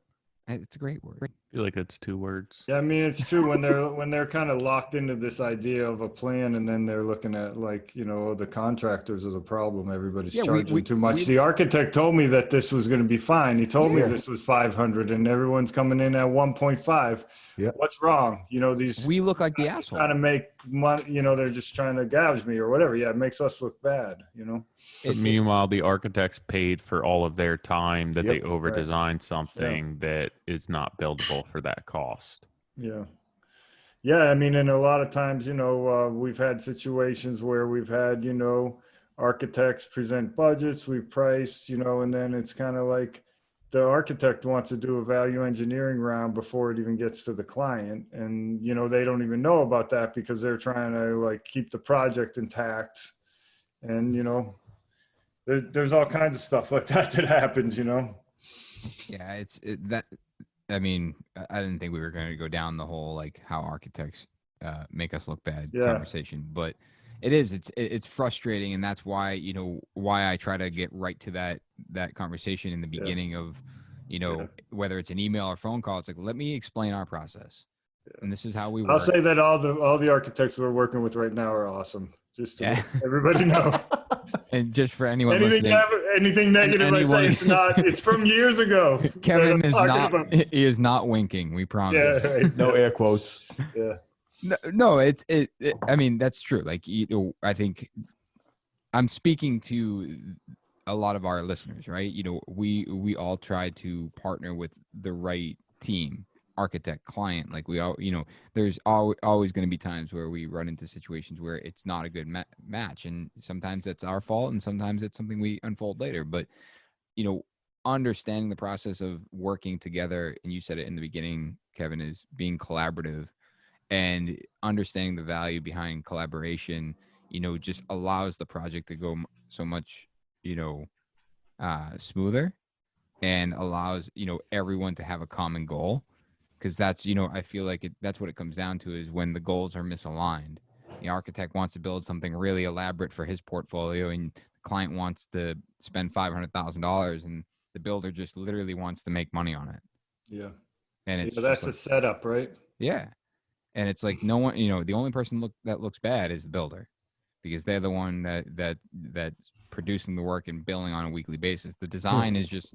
We're the last ones left, man. We're holding the accountability stick. Yeah. Right. That when people want to point fingers, I know everyone gets the fancy photos, and it's usually the designers and architects that get it published, but it's like, come on, give us some love. I also think that this conversation's about like, maybe 5, 6, whatever, 10 years ago, I would have gotten that email about a new house on a pond in Hopkinton. And I would have been like, yeah, let's go. And I would have ignored so many things because I had these blinders on. And I just want guys and girls out there that have businesses that maybe they've been doing additions, and this is that big jump, and they get that email. You have to have this conversation, no matter how excited you are about that project, or you've been with that architect and you've done one with them. You still have to do this. You have to have that call and go, do you have a budget? And they go, well, we don't know yet. And it's like, then you shouldn't be drawing anything. Mm-hmm. You should not be drawing anything. And without you saying that, you could go down a road in a relationship with somebody that there was never any intent, because it wasn't clear that you could ever build that for that price. And, knowing that and saying, like I said to right in the phone, I go, keep a contingency. If you don't use it, put it in the light fixtures. I don't care. Like, put it in the landscaping, but have it and tell no one else about it. You and your husband, that's it. But have this conversation and just know, like, the same thing is like when someone comes to you and goes, hey, it needs to be a lump sum price. That's not just, that's what they've been told and that's what they're educated. To me, they're trying to get something beyond their means. The product is designed higher than it should be, and they're at their absolute limit. This is not setting the right tone for the project. If you learn that day one that, hey, I'm at my absolute max and we're gutting a house. Okay, well, we're screwed. Let's just start there. So just have, I mean, I think that's a great conversation is what else are you guys looking for that are flags that go, all right, something's not quite right here. You know, I wanted to touch on one thing before I answer that, because I'm gonna speak from my experience, John. Like you say, 10 years ago you got that email. Oh yeah, let's go. And it's funny because each year, my goal is to increase the type of project that we're doing. Kind of we'll say level up, right? And every year I get I have this thing in my mind, and something comes across as a lead, and I still do that, and I still, like, it's almost like I'm like, Squirrel? yeah, Squirrel. yeah, Squirrel? exactly. And it's like I'm like, that's what I want. I need that, and it's like I do everything for it. When it's like, okay, but the last 10 projects, you went through this like rigorous checklist of like, are these the right clients for us? Are they nice? Is it the right project? Is it in the right area? Where it's like something comes across your desk that, the guinea pig project, I don't think was the case, just for the record. But it does. You go in this mode of like, I need that. I want that. I'm going to make it happen no matter what. And everything goes out the door. And John, like as a tip, I think that's something a lot of, learn from all of us. Kevin, I'm sure that there's projects that come across your desk that it's the same thing. It's like, you want it. It's like, you need to have it. It's like, it would look so good on the website. It would, whatever it is. And it's like, man, their budget's tight, but if, maybe I'll cut back this and we'll do it. And it's like, you spend 30 hours on it, like whether it's thinking about it or putting things on paper or meeting with them or talking to them on the phone, whatever it is. And it's like, I just spent a week, digesting this, trying to make it work, when if I had went through my protocol, it would have been nixed right off the bat. Yeah, I guess there's certain jobs, right, where you just want to work it through and figure out like, how this is awesome. How can let me figure out how to do this. And, there's been jobs in the past where, I've made a calculated risk or a certain, or I try to keep my eyes open, but if you want to do something, I don't do that on a regular basis. Just take jobs for the portfolio and lose money. That wouldn't work, or whatever. But you do need to, along the way, make some sacrifices to do good work, I think, What would you consider a calculated risk? I guess looking at a job and understanding that there's a potential to lose money, but it's a good job that I want to do for whatever reason. Hopefully it's a good reason. And so the risk is, I understand that there's potential that I won't make money on this job, but I want to do it because of whatever reason, so I would call that calculated risk. Don't do it too often, but I have done that in the past. That was my next question. How often do you think you're making a risk like that, or taking a calculated risk? The bigger, Nick's like asking for a friend. Yeah. The bigger. Just want to know if I'm above or below average. Yeah. I do it once in a while. For an awesome job, you cut it close. I try never to, there's a difference between a risk and like a fact that you're about to lose money on this job, so I don't do it too often, sure. But I will, even though we're cost plus, I'll know like, hey, if I do this project, I need to control the budget. It's a certain person or architect that I want to work with. It's a certain project that just has everything that I really want to do. Because there's a lot of things that we get out of these projects besides money, right? We get experience, we get connections, we're building goodwill. And also, it's fun for the team to be a part of some of these awesome things that we do. So those are all factors, but I would say I try not to be too risky. I don't do it very often. Yeah, I think, it certainly comes with time, right? It's like you take that risk to work with that architect, and then it's like, now I don't have to take a risk to work with them. I proved myself. Now I get to work with them on my terms. Yeah, exactly. Because it only takes one job to show what you can do, you know. That's the other, like, again, not bashing architects. Love everyone we're working with. I'll awesome. piggyback on Kevin's, but it is funny. It's like, oftentimes it's like, you know, we've wanted to work with a handful of architects, and it's always the same thing. It's like they have their people, and it's like, all right, how do you disrupt that? And it's like, all right, well, maybe you bring them a job. And then it's like you bring them a job, and it's like immediately like, all right, we got this other job you can look at. It's like, so I just had to break the wall. Right. And it you know, and it's again taking that calculated risk, trying to you know, get into whatever realm that you want to be in, but understanding that, like you said, you're doing it for a good reason. You're not doing it. You're not necessarily putting your company at jeopardy. You're doing it for the long-term investment of that decision. Yeah, and your eyes are open. You know what you're doing. I mean, that's the calculated part, right? You're making a decision to do something. You're not like, oh, I think this is going to go okay. Yeah. You're kind of like, I mean, this might not actually go that great, but the project, you know, the physical job is going to go great. My relationship with this architect is going to go great. Mm-hmm. I might take a small hit on the financial side, but Right. that's what I want to do. That's what I need to do now, because I really need to, or I really want to, you know, grow in this or that way, or get into this or that, you know, relationship really, you know, because it is, I mean, you know, like you said, I mean, you get in with you get a good relationship, and you get a good rhythm with an architect or a designer. It leads to a lot, you know. Mm-hmm. I feel like that's the way, if you've done it from like a smart perspective, that's the way that you probably grew your business. I know it was, hey, this could potentially be a good customer. I'm going to give them a good price, get this first job done, knock it out of the park, and then they'll hire me to do the next job. Or I really want to be in this neighborhood. Let me get my foot in the door with this customer. Maybe it's not the best fit of a job for me, but the truck's going to be there, the sign will be there, and the neighbors will start calling, which is just little by little as you're growing your business and growing the level of work that you want to do. It's the same thing. That's all calculated risk, right? That you're willing to put something on the line to step up a little bit or move up that ladder.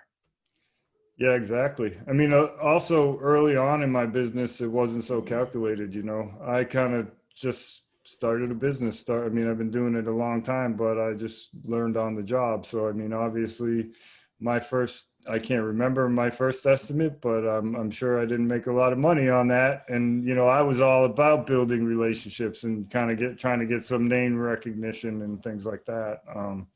So, I mean, over the years, obviously everybody has, I think, taken this hit or that hit, or kind of been a little bit overconfident in what you thought you could do, especially, you know, when I was younger. I had a different mentality. I was a little bit more of that hands-on guy, just getting out there, putting it on the table, you know, managing risk, you know, and as you get more people working for you, you get more maturity.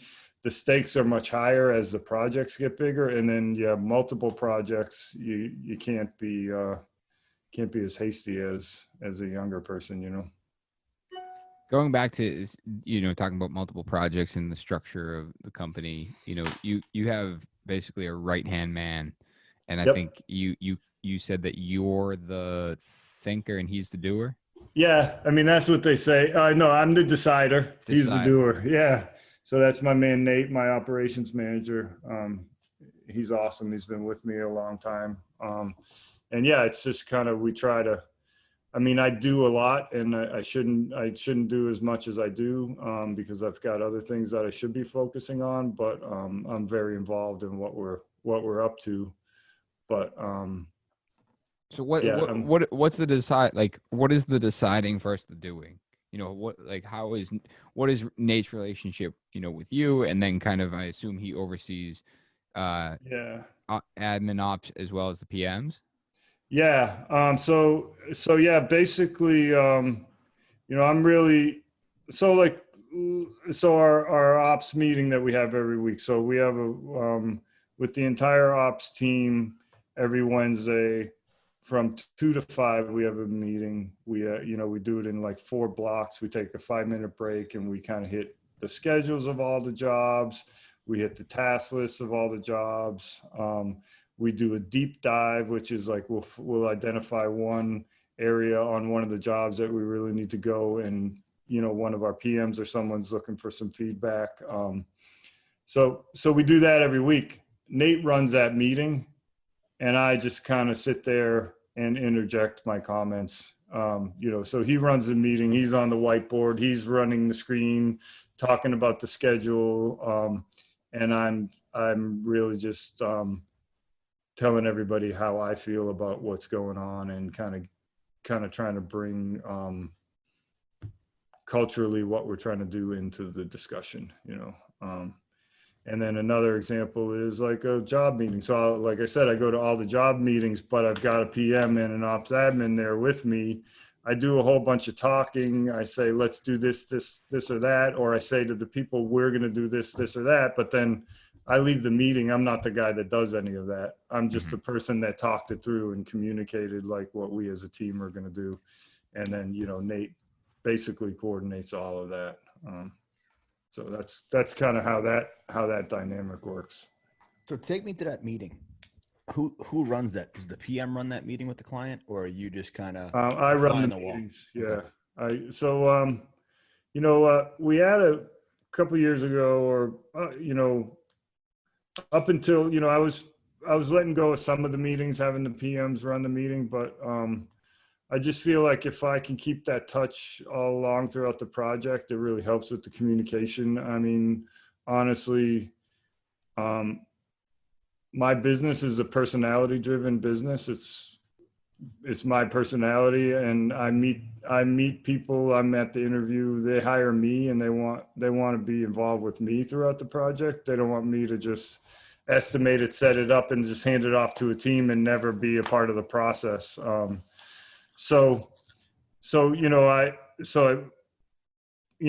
was having some PMs run, I still have 1 or 2 PMs that do run certain meetings.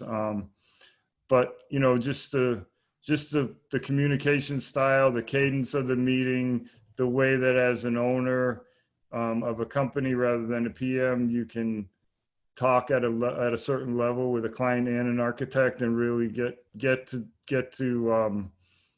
the heart of certain matters and get decisions made and get things approved. It's just night and day between me talking to someone and a PM. A lot of it's because of my position in the company, which is obvious, but it's also my communication style. And then again, my position in the company, not as the owner of the company, but my perspective, meaning that I don't have a conflict of interest. I'm not running that job. I'm running the whole company. I'm looking at everything. So I've got that 35,000 foot view on stuff. And that's how I speak to the clients, and the PM really can't really get into that perspective because they're so into the nitty gritty, which is good because we need to be focused on the details. But, clients don't really understand the nitty gritty as much as they do the big picture and what they're trying to get in the whole package. Are you selling the jobs? Yeah, pretty much. So what's that handoff look like for you? So right now, I do most of the estimating. I obviously have people help me, but I build the template for the job. So I do the estimate and the schedule and all that stuff myself. Then we'll do, obviously there's an interview process and everything. And when we get a job, we had our ops meeting yesterday, we're about to start a new job. Just locked that in last week. The first thing I do is put it up on the video screen and give everybody a tour of the job. Like, this is the job we're all going to be working on together. Who's everybody? Everybody in the ops team, not the whole company, but just in that ops meeting. So it's like a 10-person meeting. Mm-hmm. I'll walk through the whole job. Don't really get too much into the budget, but I'll talk about the scope. I'll show the pictures. I'll show the drawings. I'll show the schedule. And then we'll talk about who's going to be the team on that project. We probably won't decide right then on the team, but when we get a decision on the team, We'll have a kickoff meeting. Well, first, actually, in the office, we have what we call a flyover. So that's basically, literally, we just fly through the whole job, look at the drawings, kind of talk out the whole job, what we're going to do, how we're going to approach it, who we're going to be working with on that job. So that's our internal flyover meeting. Then we'll go and have a kickoff meeting with the client, the architect, the interior designer, whoever's on the team, and me and the ops team that I put together for that project. And we'll go through. We've got a really good template for our job agenda. For our meeting agendas and stuff. So we'll talk about the structure of the agenda, how we're going to meet on the job. We're going to talk about how we're going to build, talk about the schedule, talk about how our communication works, what communication tools we use, who to talk to about what, all that stuff. So we'll do that with the client. Then we come back to the office and we do an internal kickoff meeting where it's kind of like almost like a decompress and debrief on all that stuff. And we kind of like start to set the wheels in motion. And then from there, it's periodic meetings. The periodic with the entire team. Yeah. We'll pick. We'll again that every job gets its place in the ops meeting, and then we'll have separate smaller group meetings related to the project, and then we've got the site meeting. But really, it's kind of a cycle from the ops meeting. Like the way that I organize the projects is like around the communication. So it's around, the life cycle of a site meeting is really how we manage the project. So, we're going to like have an agenda meeting with the ops team. We're going to put the whole agenda together, which when we do the agenda, we have to look at the schedule. We have to look at the budget. We have to look at the task list because we have to speak to all that stuff. So we do that. Then we go to have the actual meeting with the people. Then we come back and we do another quick wrap up before, as we're putting the meeting minutes together. And then that'll give us our takeaways, which then we go back to the task list and back to the schedule and the budget, so we might have some change orders or whatever related to that. New tasks, new buyouts to organize, that kind of stuff. Who did you just develop these systems over the years by trial and error, or is this something you implemented early on when you started growing the company? No, we're always evolving. We've been more recently been trying to get more collaborative because I felt like during COVID I took a little, I was basically, my man Nate was working and it was me and Nancy, which, we've got a business team too, who deal with the finances and stuff. Nancy's my business manager. So, for the first couple of weeks of COVID, it was just the three of us trying to keep things going here. And I was going around and doing inspections on the jobs and stuff. And I kind of made a decision that we need to get a little bit more collaborative because we had, I was involved in everything, but it was more like a hub spoke type system, so I was talking to this guy, and obviously Nate, my ops man, was in on this too, but we talked to this PM on this job, then we come back to the office, then we go to the other guy, so bringing it all together as a group, talking it through, I felt like would give everybody more contact with each other and give people the ability to learn from each other, and people can step in or step up. People with special skills and knowledge, they can really like say, hey, like I'm really good at this, this is, even though they're not working on it. Like I have some PMs that are like awesome framer, right? Like awesome at the rough stuff. They're running the whole job, but we bring them in to help manage a phase of construction on a job that they're not the PM on because they're really good at that certain phase, so kind of mixing it up and getting. How much of your struggles would you say are related to having people with experience from like a practical level versus, it seems I guess me not knowing your company and not really knowing you, and then having the conversation with like Nick, who, as far as number of employees, is the closest to you. Nick is always battling with I feel like the practical experience of people coming into the company. And it seems like your biggest challenge, which makes sense on a company of your scale, would be the communication. Like everything that you're doing is based around communication and making sure everyone's on the same page. Are you like isolating yourself from the experience issues and trials and tribulations by keeping people on long term, or hiring more experienced people, or is that just not the focus of what you do? I mean, Stumped. Yes. yeah, it's hard to say. Yeah. I mean, experience, I mean, I don't know. I probably don't have a good answer to that question. It's hard to manage. Yeah, I don't know. I mean, I guess we try to, as far as how experienced our team is that what you mean? Yeah. So like, it seems that most of your systems that you're putting into place revolve around communication and keeping everyone on the same page. And these systems that you're integrating into your business are more so that this job is completed as seamlessly as possible. That seems like where your focus is. Where when I talk to Nick and what he's doing, who has a lot of employees, I know that Nick's putting a lot of systems into place for the actual practical business end, where it's the almost field experience that he's struggling with. Yeah. And maybe that's the initial end of things. And then as you progress and you get people into these positions, then it's really refining the communication and the process from the business end of things. Or is it that you just focus on that business end, so you're not dealing with the practical and the issues with the experience in the field? No, I deal with that too. So yeah, I mean, Nick and I have talked about some of the on-site struggles that we've had. Yeah.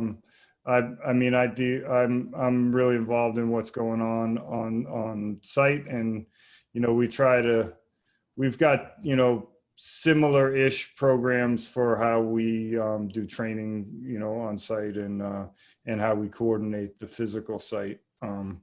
I mean, my roles in the company are, you know, sales, which obviously I'm the guy that talks to people about how we do things, and I try to get us into good projects, and, you know, all the planning stuff that we have been talking about. And then company culture is another one of my responsibilities. So and company culture really revolves around the work and how we do the work, and the physical, you know, how clean our job sites are, how organized they are, and how skilled the people on the site are. And also, I would say, you know, again, being at 35,000 feet, that's the best position to do quality control. Cause I mean, it's, you know, you're like a 35,000 foot drone. You can zoom in, you walk into a job, everybody's running around, it's chaotic, and you could see the thing that's wrong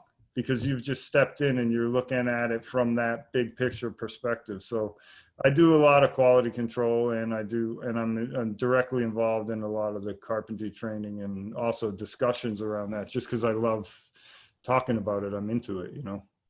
Yeah. I mean, that makes sense. It's interesting to hear your perspective. I don't know. I mean, I'm sure that we have people on the podcast that have a similar size of company as you guys. But it doesn't seem, sometimes we have people on that doesn't seem that they're so immersed in the day-to-day activities. And it's interesting to hear kind of your perspective, and what you focus on versus even the conversations that we have with Nick. Right. Yeah. I mean, it's I'm not trying to like throw you under the bus, Nick. No, but it's what I think, what I wanted to touch on is, Kevin, you said when the reason that you run the job site meeting is because of the cadence. And I've been sitting here like spinning that word around in my brain, and that's, I think, the biggest thing. And I don't think I really realized why. My point is the cadence of that meeting. It's like, you know, you and I have chatted about it. It should be a 30-minute meeting. It's like recap what's going on, you know, hit the key points, you know, any outstanding issues. Let's roll and you know, kind of Yep. split. And the fact that you're involved in it and you made the reference to cadence, I can directly relate to every time I've been in a project meeting where it's not that the case if I'm not kind of leading that meeting. And you're absolutely right. The project managers, they are immersed in everything going on the job site.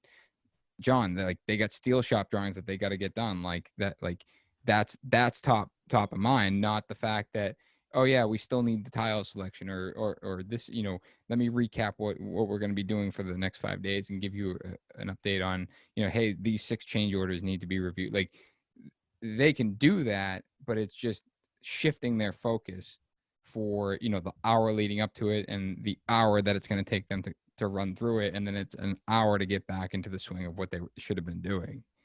And Tyler, like, no, I don't feel like I'm under the bus, but I feel like that we do have a lot of these conversations, and that's where Kevin and I have, you know, we constantly talk about this. It's, you know, I think we share similar issues and concerns with our businesses and the industry as a whole, and just like, how do we train accordingly? How do we put the right people in the right place for the company, for them personally?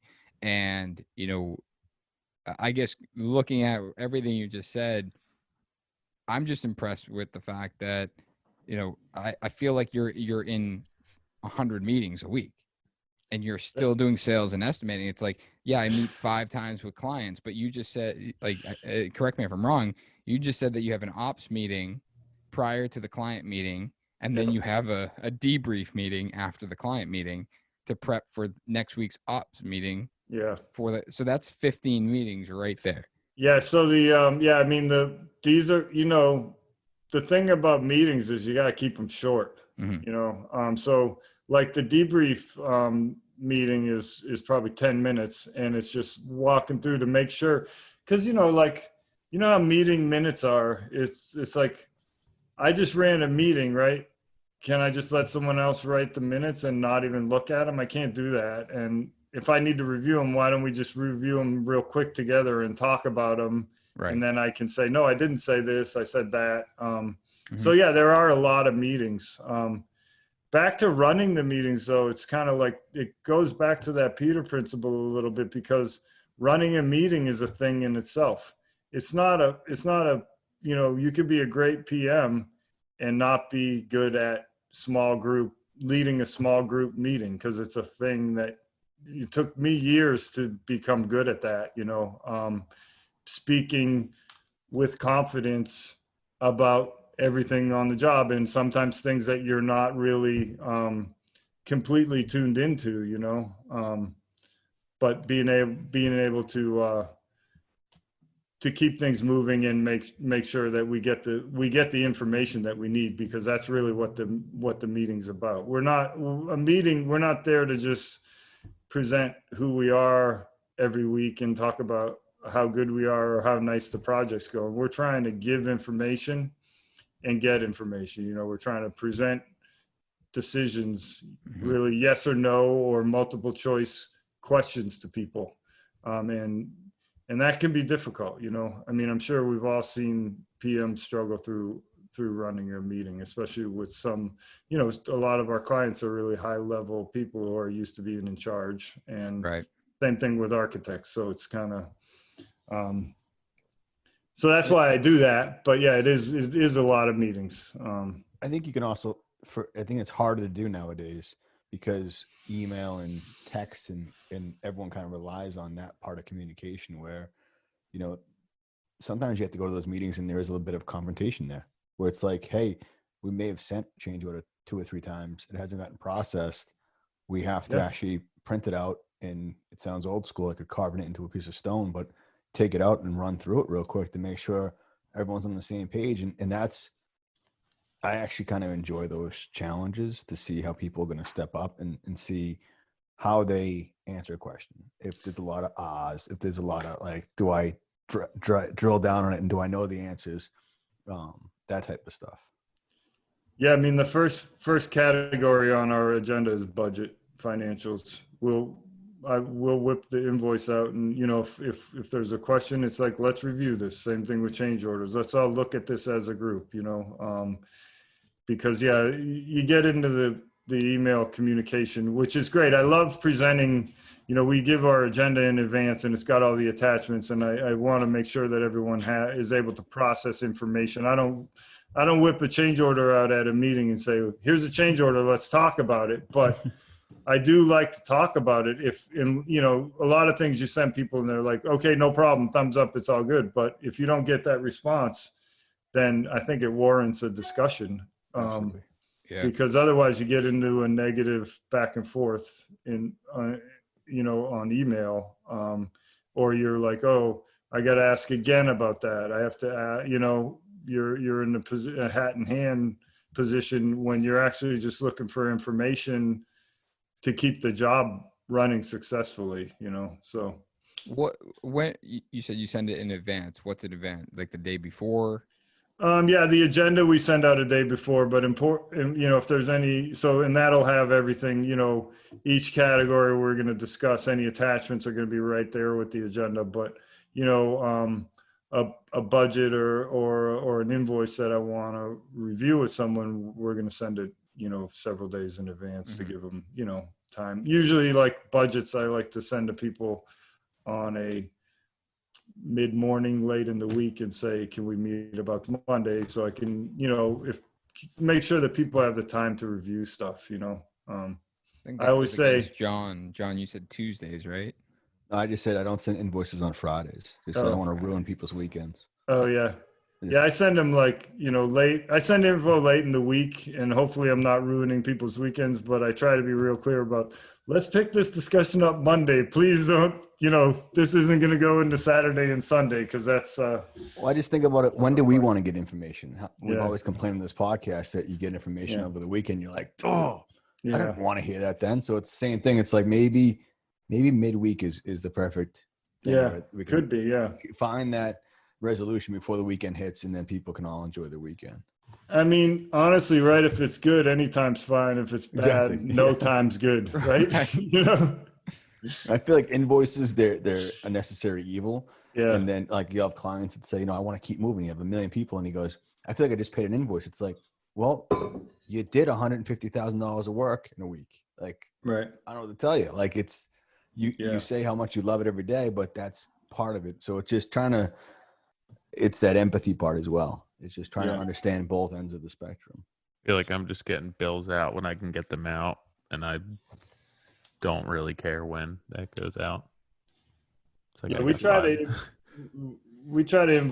we invoice bi-weekly. We try to invoice it, as frequently as possible. That helps people, back to what we were talking about before, making sure they're in tune with the budget and what's going on and where things are, percentage complete, and also how it relates to the budget. So the more I know some people who invoice every single week. The more often you invoice, the more accurate the information everyone has is, but then that's another whole pile of work. Our invoices are sometimes 20 pages. So right. Yeah. That's where the office staff comes into support, right? Yep. Yeah, definitely. So, I brought it up in the beginning of the podcast, the youth, and like what, because you have some young carpenters. I think you work with a local school. Yeah, Madison Park is the trade school in Boston. It's a public school. So we right now nothing's going on with them due to COVID, but they have a co-op program. So we usually have 1 or 2 kids from the co-op.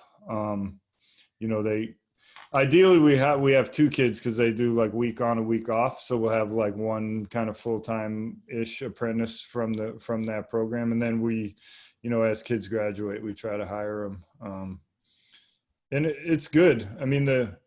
with all the building, the high-rise work in Boston, you know, all the young talents getting snapped up and they're hanging drywall in high rises because that's what the carpenters union does, and they're getting paid well, but they're not learning anything. So I'm looking forward to that work slowing down because we'll be getting, you know, more better younger talent. But you know, we just hired a couple young guys in the past couple of weeks, young kids from, you know, from in town. We like to hire in the community. We're based in Boston, and, you know, pretty much everyone that works for me, except for a couple, you know, of my carpenters who are coming from the suburbs, you know, lives in town. That's awesome. What's the, you know, I guess, what are the expectations for someone, you know, coming from school as an apprentice? I mean, pretty low, I would say. They don't really come with, I mean, Madison Park is a good, I mean, what they're trying to do is good, but in the system, in the system in Boston, they're ending up with, you know, just non-academic kids. So it's hard to really, you know, they're not really into what they're doing at the time. I mean, they do mature and take it more seriously, but they don't learn a huge amount. Just the fundamentals, you know. I mean, but you know how it is. It's hard enough to get someone to understand how to read fractions or read a tape measure, or, you know, that kind of stuff. So, you know, at that level, they know zero. And you know, we've had some success, you know, taking people from that and turning them into proficient carpenters. And do you kind of let them dictate, you know, where they want to be, whether that's the shop or the field? We do ask people, and if there's a position in the shop, we keep our shop, and, you know, it's really two different disciplines. So we keep the shop and the field crew. I mean, it's two different jobs. Totally. But we do rotate apprentices through the shop, carpentry apprentices, to work on cut lists and detailing, because it teaches them in a controlled environment the fundamentals on how to use machines and tools and stuff. And it's way more structured. And even though the machines are bigger, way safer than a job site for a young guy. So we do tend to break people in the shop. And then we just look for people who have the patience to do the shop work and who want to work in the shop. Most young people, or the majority of young people, don't. They want to be on the site for some reason. They want to be in the fresh air. I don't understand it, because I always wanted to work in a shop when I was young. Yeah. But that's kind of what they're into, you know? Yeah, it is funny. Most of the guys we talk to, it's the same thing. It's very few of them want to just stay in the shop. Or it's like, hey, I'll do the shop, but can I also, you know, spend some of the time in the field? Right. Or can I go out on install? You know, we have one kid that was with us. He actually just left because he wanted to be in a shop full time, and he wanted to get into more historical stuff, which we just don't do. Right. So he took a job he was in the field with us for like 2 years, and took a job to be in the shop and be in a full-time historic shop. Which is awesome for him. Just not what we had available. Right. The youth is so I feel like it's such an important thing, and I didn't realize that your entire crew was like in the community, which is pretty much. I mean, I should say, there's some of my, you know, some of the guys that I've hired, older guys with more experience, and they've got family. They tend to live outside of town, mainly because of the economics. I mean, you live in Boston, you know how expensive it is here to buy a house. I mean, it's nearly impossible. Right. Even if you make a good living, everything's so expensive. But yeah, all the young people are from, you know, from the community, probably. I mean, I would say at least 75% of my employees live within 5 miles of the shop. That's awesome. Yeah. I feel like we're probably the complete opposite. There's a handful in the city, and then everyone else is just driving in. All right. Yeah. Shops in the middle of nowhere. Huh? Because your shop's in the middle of nowhere. Well, the shop's not really a home base. Right. Like, Kevin, is your shop a home base for the field crew? I mean, they do. We've got you know, we have a pretty cool setup over here, because we got the whole shop, and then we have a big office. So all the PMs work here. And then we have like a whole tool area and a PM roll-up bay. So, you know, the leads come back and forth, you know, and we keep all our tools and stuff organized here. So yeah, they do. But it's close. So yeah, we're in Hyde Park. So, you know, it's within a half hour of most of the jobs. Although we do have jobs out of town that, you know, we've got a project in Marblehead. It takes an hour and a half to get there. So yeah, no easy way there. No. Beautiful, but yeah, it's awesome. Yeah. Great setting once you're there. Yeah. Kevin, one question we always ask, John usually tees it up from Survey Monkey. Oh, what would you tell what would you tell yourself now that you wish you knew earlier? Yeah. Is that right? I feel like What would I tell my former self, my younger self? What advice would I give myself? Everyone introducing Kevin, the fourth host of the Monograph. Yeah. Let me think about this. What would I say? Yeah, looking back to like 1996. What you know now. Yeah. What would you tell that person?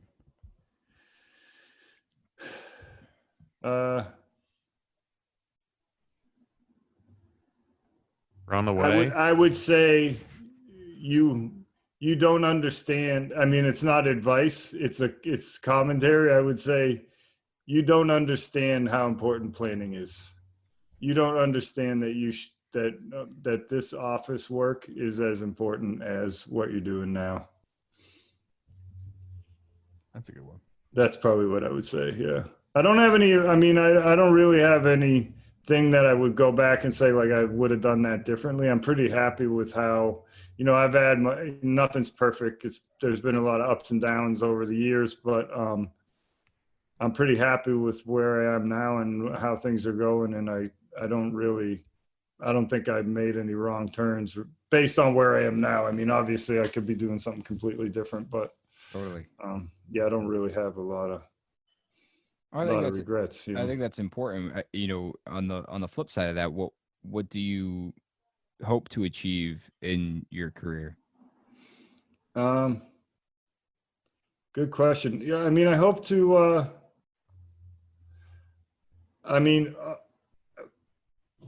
I'm always just looking to do bigger, more awesome things. So, you know, fewer jobs, definitely, but bigger jobs, you know. You'd like to keep the same amount of people on board? Yeah. Do less and just do less number of jobs? Yeah. I mean, if I could double my budgets and cut my number of jobs in half, I think I would be happy with that.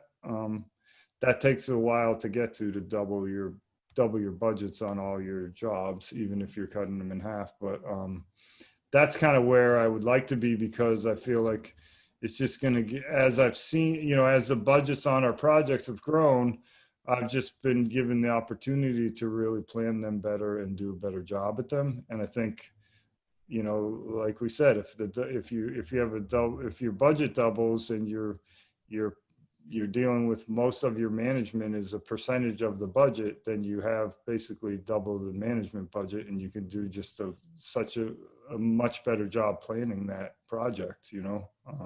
And so your planning, is that somewhat in regard to like pre-construction planning or planning during the job? Both, yeah. I mean, setting up a good template and always trying your best to look ahead. I mean, we, you know, in our ops meeting, we look 2 weeks ahead on every job, but then beyond that, just continuing to look ahead and to plan things out.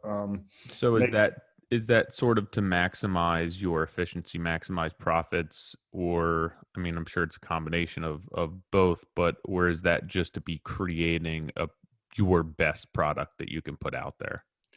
I mean, I would say it's for the best product. You know, my thing is, I feel like if I can figure out a way to do the best I possibly can and create the best product, you know, the other stuff will sort itself out. It is a complete package. So if you've got a job planned out and it's a really complicated job, obviously the finances and the other stuff is going to be planned too. But My priority, I mean, the number one priority is always the project. Everything goes into the project, and the relationship is second.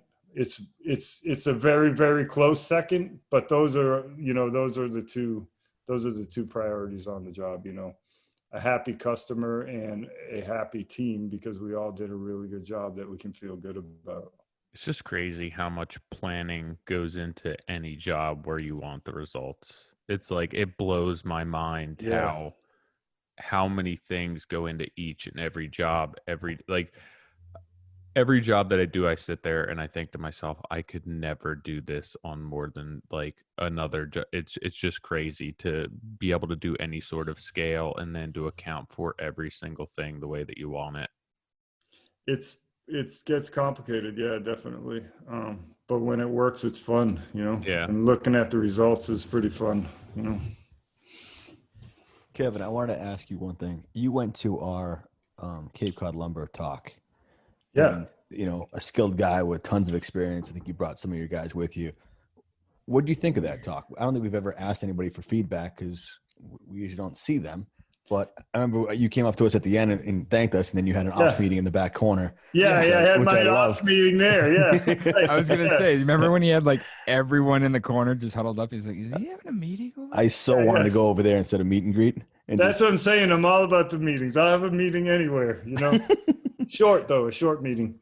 I thought that was great. I mean, I think you guys really talk openly about, everything. I think, yeah, okay. I was trying to make sure that I was there for the whole thing. I was, yeah. And because I came in late. I mean, honestly, I came to check you guys out because I know Nick and I've talked to John. I just wanted to, support you guys and see what you were doing. Yeah, I thought it was good. I mean, I think having an open conversation about the stuff that you guys talk about is pretty cool. I mean, there were some questions that were duds, I would say. True. Crowd. So there was a couple moments where I was like, not their fault, but what's happening here? But I remember. With that being said, I feel like it was like multiple questions from the same guy. Yeah, that one guy over, like I was on the back left, and there was a guy on the front right. Yeah, that guy. Exactly. His like he was bringing his wife in for questions too. I mean, John's face says he's definitely leaving us a bad review next week. Yeah, I mean, I'm sure that guy's listening, so he's a fan. With respect to that, your time in the industry, like, do you see, like, what have you seen being the biggest positive changes that have been made in the last, I don't know, whatever amount of years?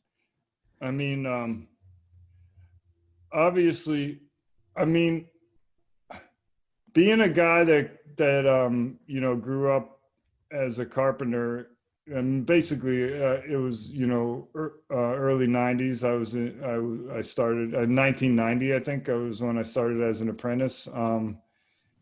We didn't have a lot of tools that are around now. You know what I mean? We used to hand bang most of our nails.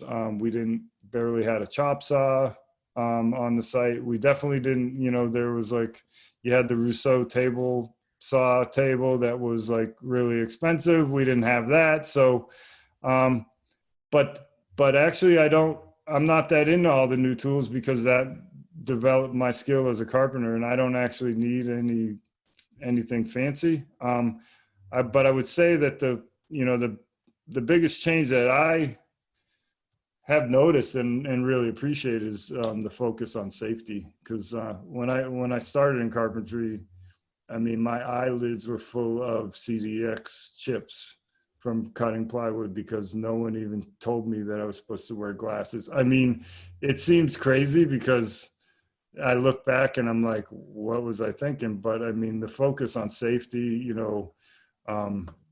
fall arrest, and PPE, I think it's kind of boring, I guess, but it's to me, now that's common in the workplace, really, at least with us and with the work we do. I think that's a good change, over the years. Is that workers' comp down too? Yeah. I mean, and even that being said, we've had incidents obviously over the years, but just feeling like more people are focusing on safety. And then also, you know, what you guys are up to, social media, I think just kind of like globalism in general, I think has brought some of the New England quality to the rest of the country, I would say. Building quality, because when I went out west, it brought my head down in 1993 when I left Boston and moved to Seattle for 3 years and worked as a carpenter. I couldn't get back here fast enough, and they're doing good work out there now, you know. So I think that whole, you know, the whole just kind of like there's more of a uniformity of building quality where it used to be in clusters, and luckily I grew up in a spot where, you know, where that was a thing, you know.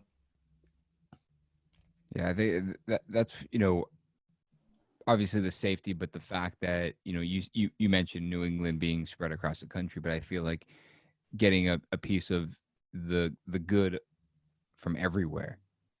We're getting the modern aesthetic that we didn't really have in New England. Yeah, and just being able to see, you know, what, you know, I think of Dakota Homes, you know, like the stuff he's building super high quality, and it's like being able to see what, you know, he's dealing with in Canada, and like the quality that he's pouring into it, and being able to see the pockets, you know, in the US, in Canada, and across the entire world really is allowing, I think, that the industry to be shook up a little bit, and the guys that really give a shit are starting to climb the ladder at a faster pace. Obviously, I think it's going to be hard to motivate those that don't.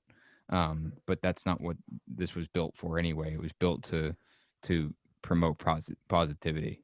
I also think that, you know, a lot of guys that had a glass ceiling in companies with whatever it was, quality or projects, I think it's an eye-opening thing for this little screen we have of social media where people go, you know what, I don't need to be stuck in Seattle or wherever it is that you are. You can then create a relationship with a builder or whoever it is and go make that jump without risk. And I think before that, I could be wrong, but I think I started in 96.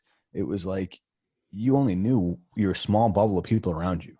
And that was it, from techniques to how they worked, and, you know, if they were sloppy drunks or what, like this is what you live with. And that's what kind of curbed you out of the industry early. And I think that's gone now, because you can go, look at this, look at Nick, look at Tyler, look at Kevin, look what's happening. Look at the products they have. I want in on that. I don't care if it takes me 10 years, 20 years to get there. I want in on that. And you can basically hit the ground running.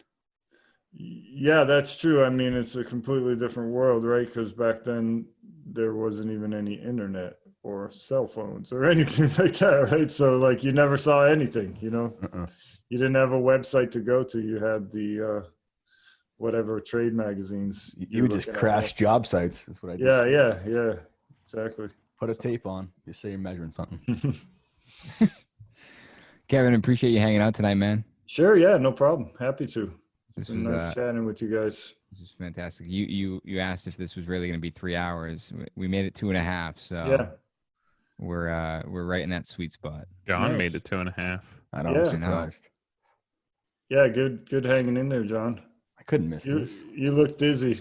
A little bit. A couple times. That fan helped. Yeah. Shutting that off. As long as I stay put, I'm okay. Well, we'll keep you seated.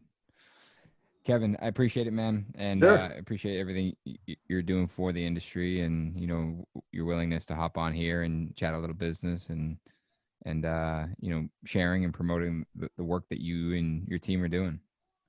Awesome. Well, yeah, thanks for having me, and nice chatting with you guys. Kev, how do we find you, dude? For anybody that's listening. So you can check me out my website, cradockbuilders.com, or Instagram. I think it's Cradock Builders on Instagram. Yeah. CRAD. CRAD. Yeah, 1D only. 1D. Awesome. Is there another Cradock Builders with 2?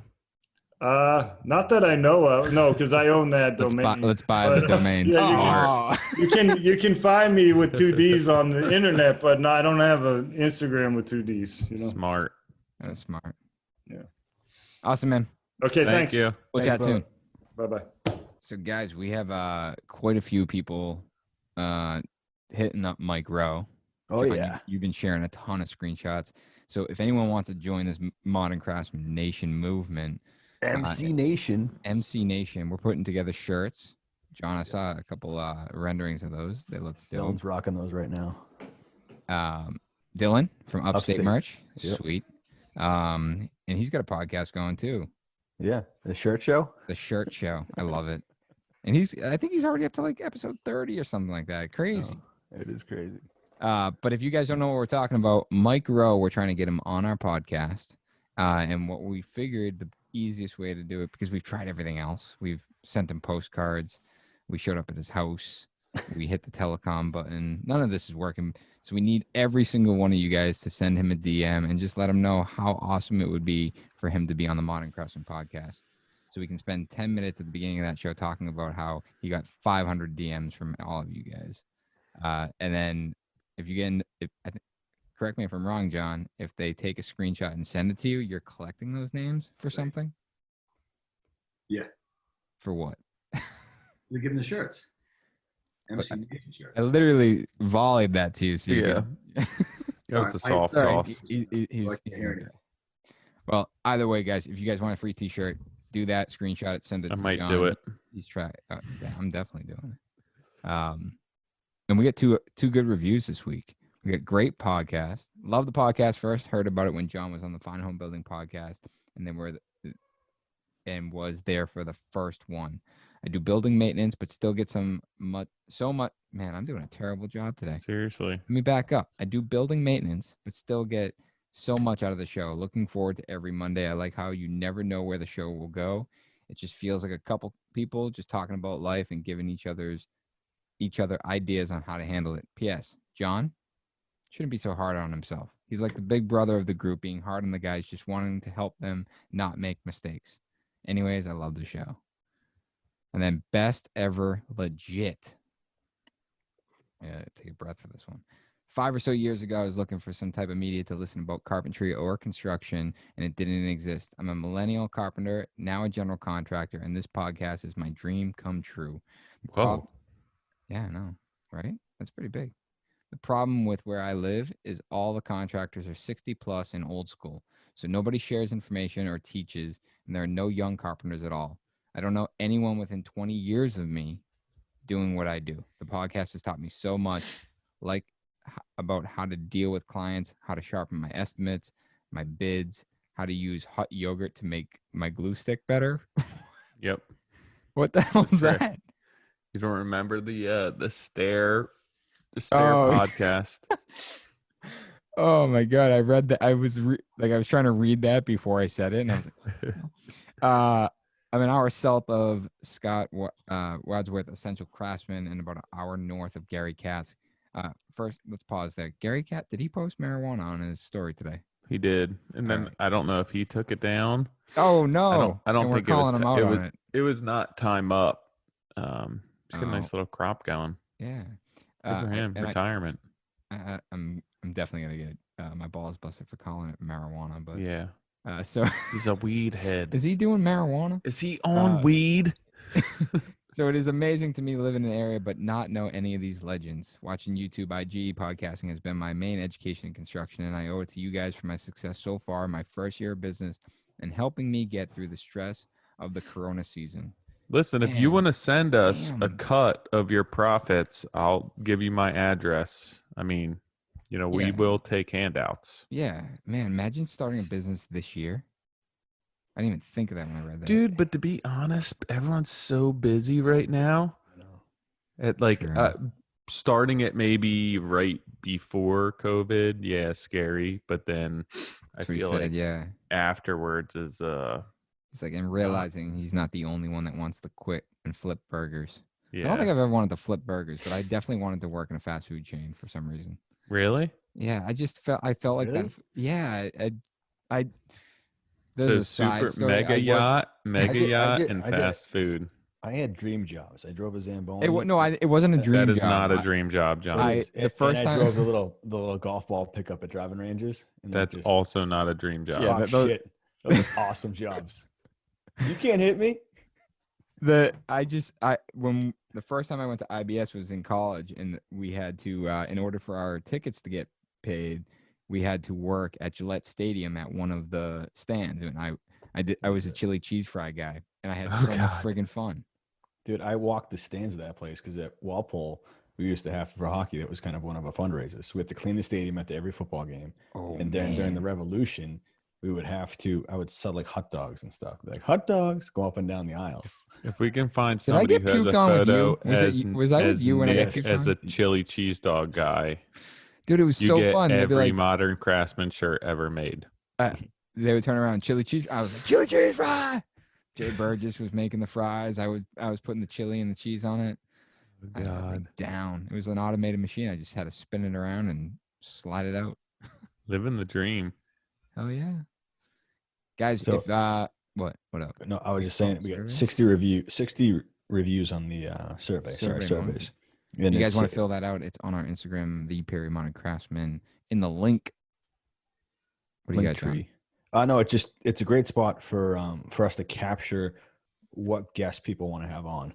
So I've been trying to reach out to all the people that people have listed here to try and get that going. So like someone said today, maybe a production builder does 100 homes a year, just a large scale. It's just awesome. There's a bunch of great people that are on here that we've reached out to. So it's great to have it. You guys can email us, but it does get lost. We get 1,000 emails just with the business, and then with the podcast, it's great. But this is a great spot where we can see it all. And I think R&R, Kyle's been asked. I think he's been mentioned 3 or 4 times here. Yeah, I've been trying to get Kyle. He's got a crazy schedule, so it's usually super late at night, so it just hasn't jived. But I'll stay on him. Maybe he's got a free hole coming up in his schedule. Cool.